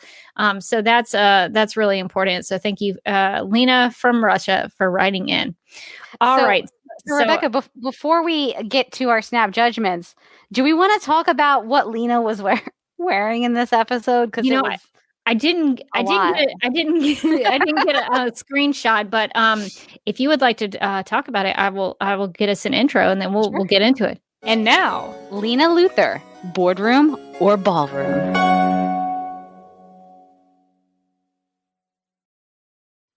Okay, so what are your thoughts? I just remember her wearing like a leather jacket, maybe? It was like a jacket that had kind of like, I don't know, like overlapping aspects to it. It was kind of open, but then there were also these kind of panels that seemed like they were going over each other, over like a dress. And then I think there was some sort of like weird boot aspect of it. I saw, there were a lot of elements on that outfit, but I'm not sure that any of those elements went together in one. It's like she got. What do you think that's trying to say about her character in the episode? So what I think it's saying is that like she got really in her head when she was like, okay, it's first day, Super Friends, school, and I have to look my best. Now I love this dress. and I love this jacket, and I love these boots. And some would tell me, Lena, no, those things don't all go together. But I say, nay, these all should go together today. She was also probably really tired too. She had like spent all night working on the Ghostbuster pack, and it's also possible that she just found the first things in her closet and she was like, good enough. But I like to imagine her trying on like several different outfits and like a little montage going, no, this is too needy. No, I shouldn't have this much clavicle out. And then like finally settling on like this weird jacket overdress combo where she was like, my clavicles are all the way in, so I'm not going to scare anybody. Like she didn't want to bring out her full power. Too powerful, yeah. Too powerful on the first day. That's a tough move. You don't want to scare people right out of the gate. She was like, this is me. I'm soft and approachable. And it's like, are you, Lena? Like, what's going on there? What's going on with that outfit? Yeah, some listeners are kind of agreeing with you. Grace says, none of this outfit worked for me, to be honest. And Emma says, I love Lena and she can do whatever she wants, but that outfit was interesting. So lots of questionable thoughts about her outfit. Laura has a good explanation, which is that maybe the tower is kind of chilly, and like maybe she's like, just in case, I don't know what kind of like environmental factors are going to happen today. So she's like, I'll just bring like a little jacket just in case it's cold. And then she got in, she was like, is there no heat in here? And John was like, oh yeah, I forgot to pay that bill. Well, remember the Dementors make everything really cold. So there you go. That's why she needed the jacket because of the Dementors. So you know what? I take all of Lena's responsibility for this outfit I don't like away from her. It's the Dementors' fault, and that was actually a very logical choice for where she was. And this has been Lena Luthor, Boardroom or Ballroom. It was the Dementors. It was the Dementors' fault. That should be the catchphrase for this season. All right. Well, I think before we wrap up our feedback, we're going to get to some Snatch judgments. In the game of Snap Judgments, each person is presented with 2 options, but must only choose one. First instincts are recommended and explanations are unnecessary. Okay, we're going to bring Nicole back in. Dr. Nicole Green, I want to make sure I say the complete title to give you respect on your name. So thank you for joining us again for Snap Judgments. So Morgan, will you take it away? Okay, so our first set of Snap Judgments are from Gina. She wants to know, better twist, Nixley stabbing Cara in the back, metaphorically, or Zor-El being the one who ended up being shady. Oh, Nicole, what's your choice here? Oh man, I know, I guess a little from the behind the scenes that Mixie's coming back, so I want to see Nixley and Mixie chewing some scenery. So I need that like backstab. I don't want Cara to be, I don't know, I feel like Cara would be more hurt by her dad stabbing her, like, turning shady. So I'm gonna pick Nixley. I don't know what's gonna happen to Papa L, but all for the like 5th dimensional face off at the end of the season. Nice. I could be into that. I think that I like the Nixley being the villain, but if we're going better twist, to me the better twist is Zor-El turning out to be the bad guy. So that's probably what I would think. Even though I don't want that to happen, but I think it's the better twist. Yeah, so I'm conflicted because that Nixley twist was really good, and like when she like got really scary, I liked it. But if Zor-El gets to be evil, does that mean that Jason Behr gets to wear like the evil Max from Roswell makeup? Because I could be feeling that like he had like a weird like punk hairstyle and like a little bit of eyeliner when he was a dupe. Yes, so I gotta go Zor-El because I want that dupe makeup back. I want to convince people to watch Roswell. I swear, you guys, it's amazing. Okay, Gina wants to know, which looked more appealing to try for yourself? The donuts Brainy was eating or the proton pack Lena built overnight? Nicole, are you going donuts or proton pack? I mean, donuts, because with the proton pack, you have to fight phantoms. That sounds like way more work. So let me come back over the Snap Judgment. So what is more appealing to try? Yeah. Oh, so like I have no risk, but only reward. It seems that way. Yeah, let's go with that interpretation. The donuts are 0 calories.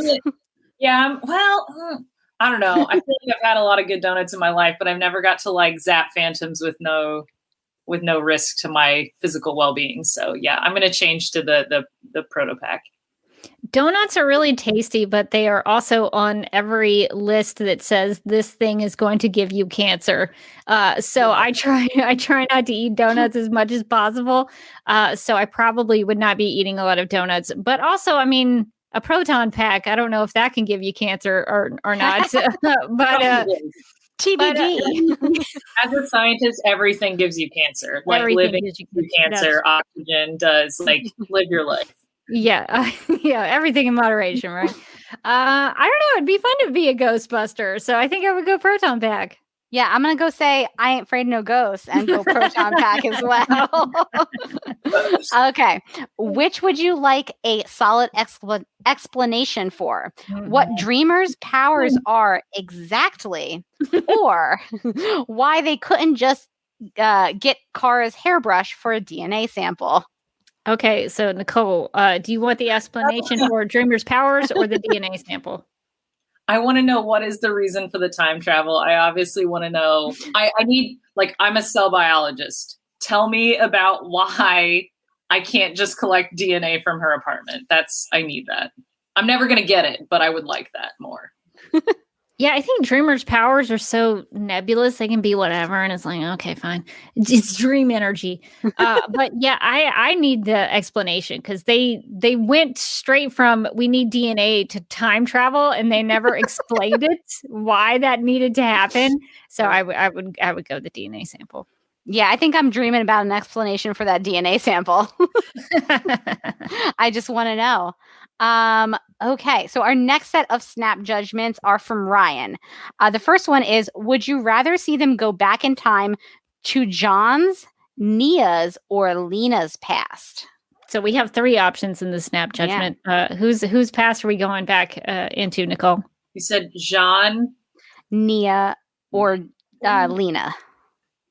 I feel like we've got some good Luther flashbacks, and it's going to be sad. I don't need more of that. Jean's past is also going to be sad. I mean, I love Nia. I feel like it would be fun, and like her family seemed really great. Like we'd just be hanging out. They'd be making food for me. We'd be like with plants. I love plants. Drawing dreamscapes. That sounds like a good time. I think I'm going to pick Jean actually because he's been on Earth for like 300 something years. Like, what was he doing all that time? Was he out on pirate ships? What was he doing? Like, I don't know why I keep wanting to imagine him as a pirate because I think we talked about him having doubloons.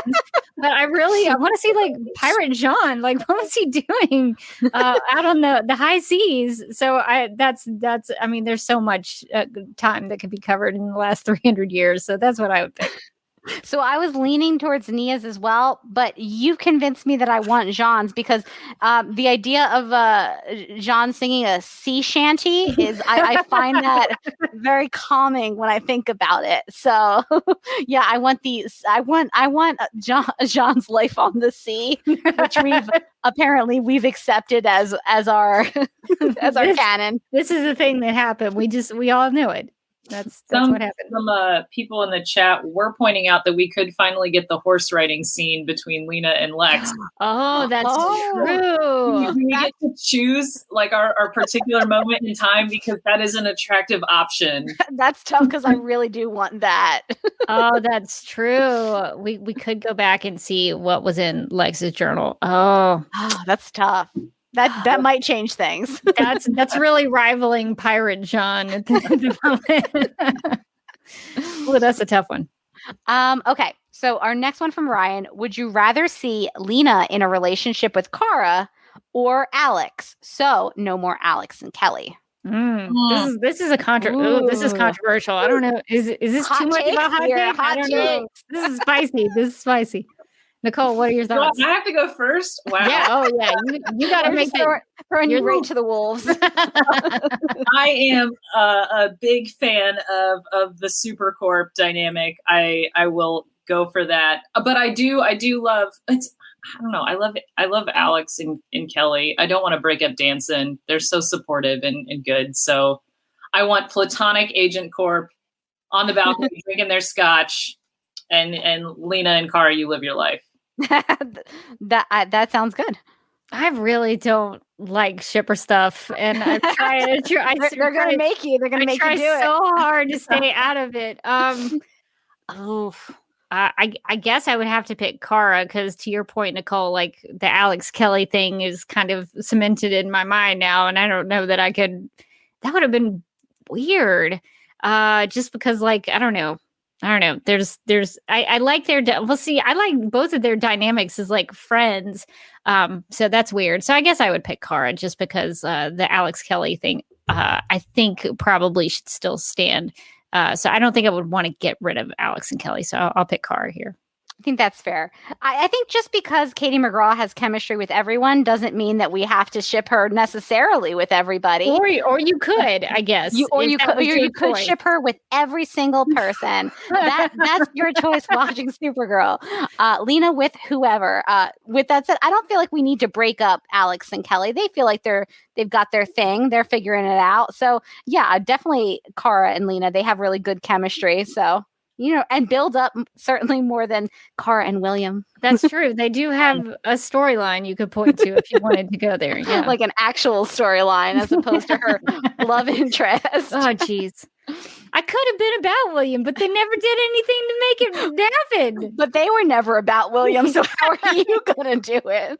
I was open to it, but you didn't do the work. You're like, I'm trying to help you help me. Okay, so our next two snap judgments are from Anna. So right, Anna wants to know. Get ready, because the first one is relatively short, but the second one is not relatively short. Okay, so strap in. All right, Anna wants to know, what was funnier? Alex walking up to an excited Lena and going, "Actually, no, we're not saving Cara. Give it to me." Or Nixley giving her villain speech too early and telling Cara, "Actually, it was me who beat up your dad." Nicole, what's your choice? So Anna said, "What is funnier?" What is funnier? But she didn't mean funnier. She meant what hurt more. No. Classic Anna. Alex making Lena cry in that large, empty, vacant space, or Nixley being like, "I betrayed you and hurt your father." I don't know. I don't feel like Alex had any intention of hurting Lena specifically. I don't even know how to answer this question. Truly, like you have to pick one. It's the game. You have to pick one. I mean, I don't think it's funnier. I don't know. I'll say like funnier as in it didn't hurt me as much. I'll say Nixley like turning, because I always thought that was happening. I don't think that's what Anna's asking, but that's how I answer it. Yeah. Oh no, I thought it was hilarious when Nixley was like, "I could have murdered your father if I had the chance." She's actually kind of a juicy, fun villain that I enjoy. Like, I really like my villains. Like, I was nasty. Like, now we're cooking. Yeah. So I was like, I'm loving this. So I'll probably pick Nixley on this one. I'm going to pick Nixley too, only because she had direct access to a portal right next to her, but she chose violence, right? She chose to give her villain speech. She was like, "Hold on. Here comes my monologue," and she could have just left. Like she could have been like, as Cara's leaving to go, "Okay, I gotta go get my dad." She could have been like, "Cool, bye," and then jumped out of the portal. But what she chose to do is be like, "Actually, all dads are evil, and here's why." So I feel like she kind of shot herself in the foot there, and that was funny. Okay, last snap judgment. This is from Anna. It's very long. Get ready. Okay. If the Supergirl writers were in charge of your love life for a month. That's a long time. That's a big commitment. That's a bad amount of time. Which would you rather have? Your love interest parents try to take over the world, and the only way to stop them is to send the love interest to space. And then they show up months later married to another woman. Or Monel. All right. Okay. All right. So Monel. Or your love interest seems perfect, but later convinces you to kidnap and hold their sister at gunpoint. And that same sister later mind controls you and makes a robot because she is mad at her maybe just platonic best friend named Cara.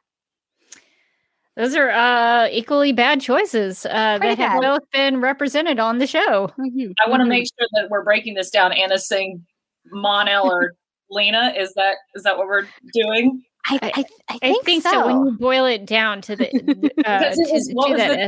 the second one. Okay, so your love interest seems perfect, but later convinces you to kidnap and hold their sister at gunpoint. And that same sister later mind controls you and makes you a robot because she is mad at her maybe just platonic best friend named Cara. Wait, are we talking about Eve? What? Or Lex or Oh, Eve? maybe it is Eve. I think it's Eve. Oh my God, this is so intense. I can't even follow these. The Supergirl writers are taking over my life and doing things. Yes, this is going to be this is your love life for a month. Yeah, everyone's saying the second one is Eve. Okay. So, okay. Yeah. Or Lex, maybe? No, it's got to be Eve because you get turned into a robot. Yeah. I have a PhD and I cannot follow that. This is a complicated one. This Anna. one's a complicated one. Yeah. I think I'm going to choose the absolute chaos of the second one. Like, I don't know. It sounds wild, and I guess it's for a month. We'll repair things afterwards.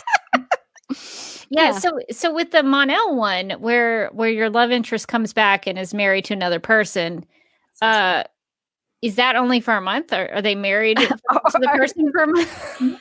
Is it that those brief 1 month marriages that we've all heard about? I don't know. I know I'm kind of in the minority, but I really liked the Cara Monel stuff in season 2. Season 3 was a different story. Season 3, not great. Season 3, the Mon scale imploded. But season 2, at the very end, I thought that was the only time the show has actually made me cry while I watched it, when Cara had to say goodbye to Monel. So that to me, like, that's a well-written story. So if I'm having to go with the writers writing my love life, I'm going with that one. That's fair. I'm going to go with number 2 because I love the chaotic nature of it. I like that I don't quite know what it is, but I also I think in that scenario I get to briefly become a robot, and that seems like it could be fun. So I've already got the voice. You're already ready. there. You're like, I'm already kind of halfway there. I'm ready. I'm prepared for it. So I think I'm going to go number 2.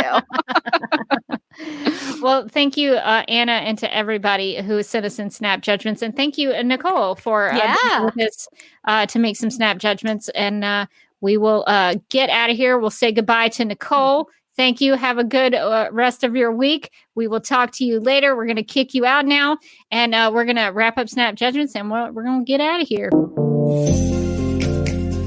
No judgments on your snap judgments.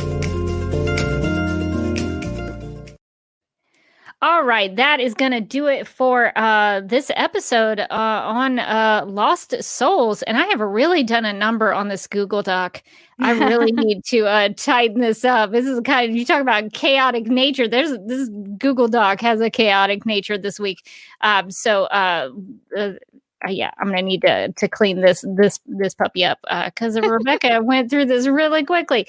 All right. So speaking of which, and actually let me check to see. Okay. So we got to go with new Rachel this week. So we are going to get to some plugs, and so just sit back and enjoy those. If you would like to contact Supergirl Radio, you can post a comment on our website at supergirlradio.com. You can email us at supergirlradio@gmail.com. If you'd like to leave us a voicemail, you can call us at 678-718-7252.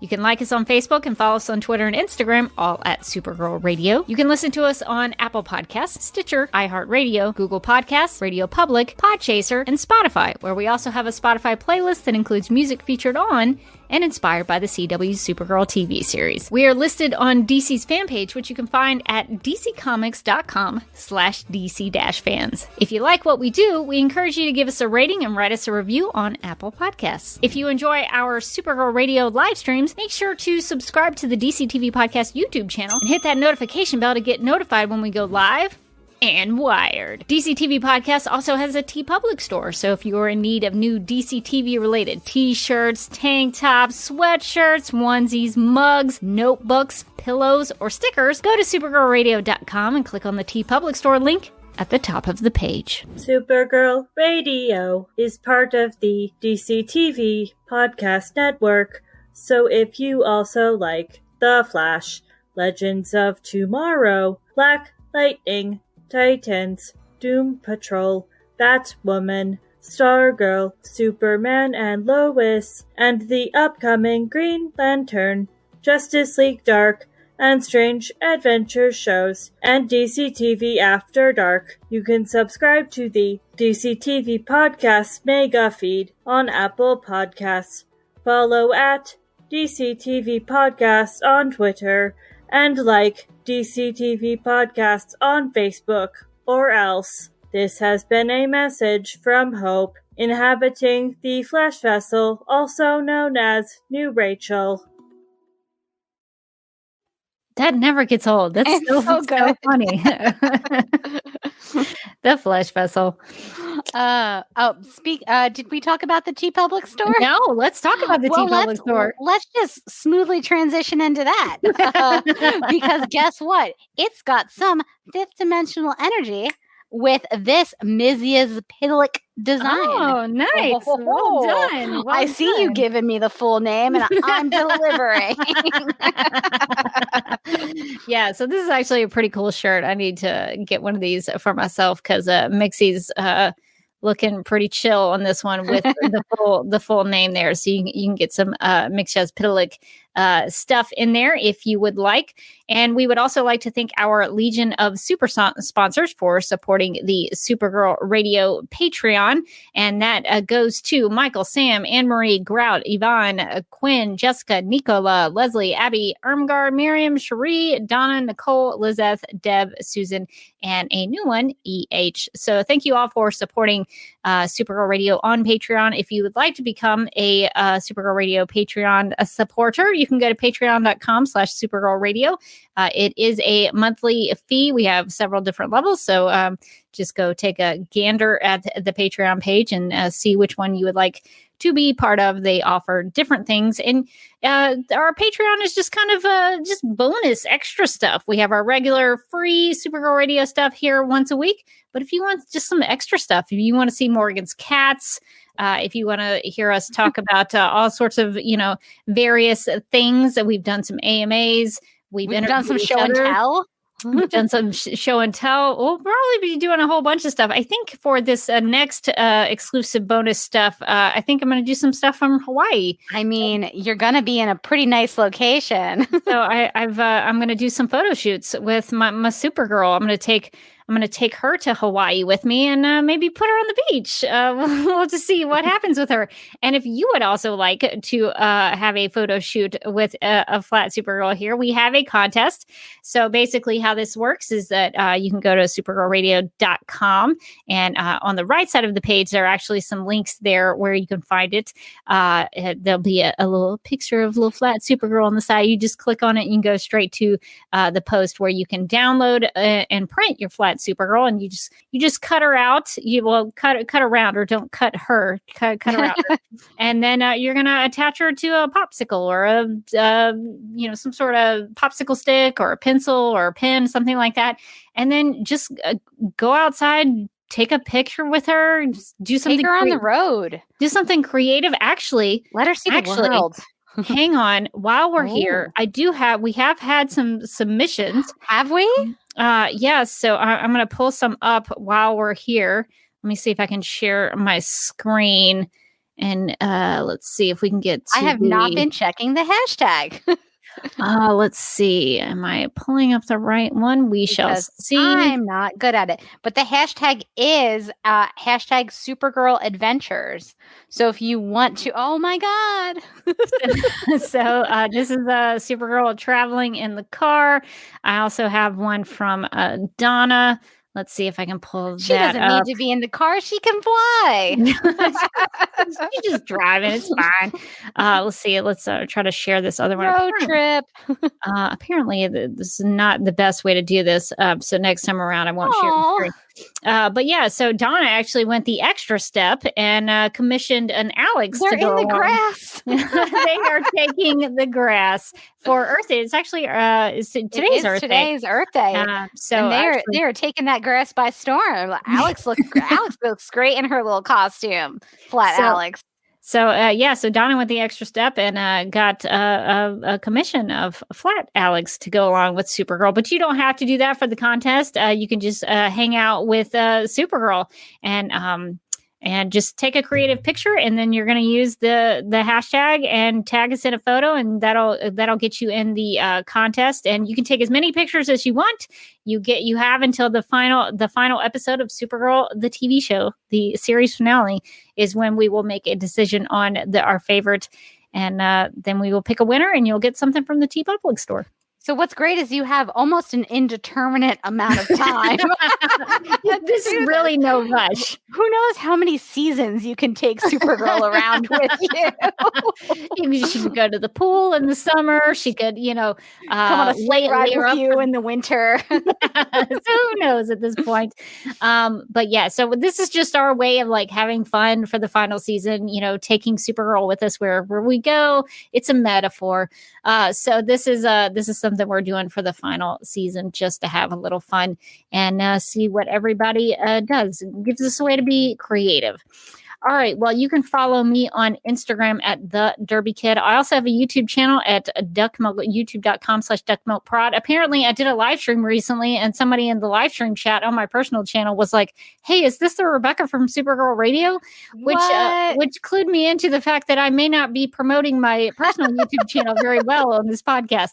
So, or maybe they never listen to the plugs; they just bounce out after we're done. Maybe so. The plugs are some of the best parts.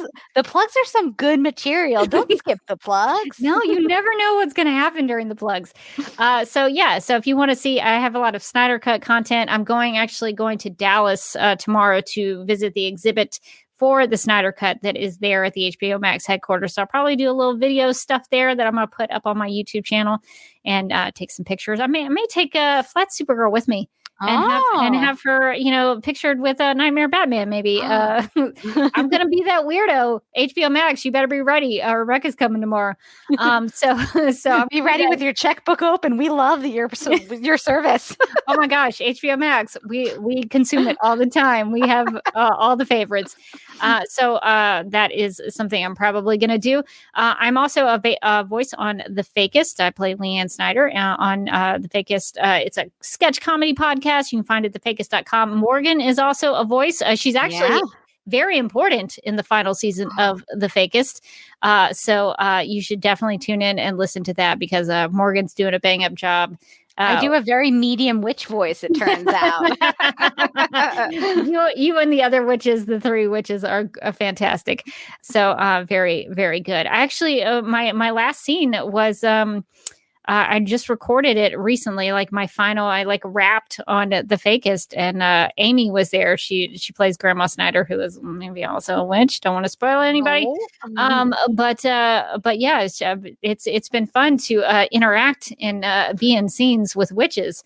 I can't say that I've had a lot of those interactions. So that's been very interesting. And you can find me. Did you do all your plugs, Rebecca? Oh, did I have more plugs? I guess I could. Justice League? I guess I could also mention. I'm looking at the doc, so I guess I could also mention. I really should mention that I'm also a contributor to another podcast called the Justice League Universe podcast, where we analyze the DC films. So starting with Man of Steel and kind of going up through the what fans refer to as the DCEU, but that's never been like an official thing. Who cares what Warner Brothers thinks? We call it the DCEU. So that's what I'm going to go with. So if you're interested in analysis of films, we're currently watching and working on Zack Snyder's Justice League. So we're kind of going through there. And that's a lot of fun. I actually get to sit down and think about themes and character journeys and things like that. It really sharpens my skills here for Supergirl Radio. So if you want to listen to that, it's great. Sam and the folks over at Justice League Universe podcast, so good. Alessandro, really smart guys over there. So I really appreciate being a part of that podcast as well. Very cool. Well, you can find me on Twitter and Instagram. I'm at Mojotastic. You can also find me as a co-host on DCTV After Dark. Rebecca, I was going to say Rebecca, Sarah and I we need to figure out our next episode, but she's supposed to rearrange my kitchen this weekend. So hopefully when she does, we can brainstorm as we're trying to figure out how to put things away proper. She's very excited about it, actually. She's a very clean and organized person. I think she went to the container. She texted me like, I went to the Container Store. I was like, what did you get? So I'm expecting my kitchen's going to be amazing. And maybe we'll talk about it on our next episode of After Dark. So that should be really fun. Soon. I'm not going to knock that. I love going to the Container Store. I can use a little bit of that in my life. Mike and I are not what you would call organized, to where, if me, it's more organized chaos, and Mike, it's more the word chaos without the organized. So we need the help in the we also have like the world's smallest kitchen, so we really need the help with the organization. So that'll be fun. So I know that we're talking about our, when we're going to record our next episode, our next guest. So stay tuned. Very exciting. But you can also find me on the as a co-host on the DC Legends of Tomorrow podcast, where we are going to be doing a recap of season 5 for all you people who've forgotten it. Not me. I remember it. I remember everything that happened last season in that season of that television show. But for all of you people who maybe, because it's been a year, like a whole year, haven't remembered the season, we're going to take you on a quick recap. It's going to be really the information you need before the show comes back in May. And then we have a special interview with Kelly Quinlan, who we read one of her books for our book club, our hiatus book club. And she has a new book out that came out this week, actually on Tuesday, called She Drives Me Crazy. So we're going to talk to her about Her Name in the Sky, the book that we read in book club, and also her new book, She Drives Me Crazy, which we all read and loved. So that's a really fun interview that should be coming out, I believe, sometime next week. So some good Legends content for you before the season starts up in May. And we definitely remember everything that happened last season. So it's great. It's great. No one's panicking. I'm gonna rely on the Legends of Tomorrow podcast to be able to tell me about those things, because I don't watch the show. I just listen to the podcast. So I'm gonna need a refresher. Rebecca needs a refresher from those podcast episodes she doesn't quite remember for the show she's never watched. So you all are actually very important to my personal experience with Legends of Tomorrow. So I appreciate that. All right. Well, I think that's going to do it for this episode of Supergirl Radio. Until next time, I'm still Rebecca Johnson. And I'm still Morgan Glennon. And since we're talking about being organized, we should all aim to be as organized as those phantoms in the Phantom Zone storage units. So make that your goal, to be as organized as those people in the Phantom Zone.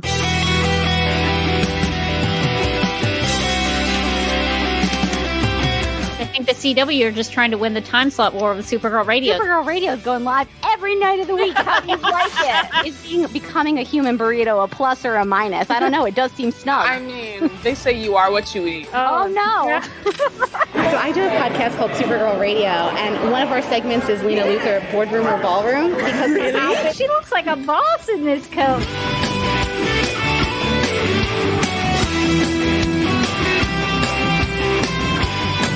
Nasty Luthor like a different Luthor? It's not just Lena being mean? No.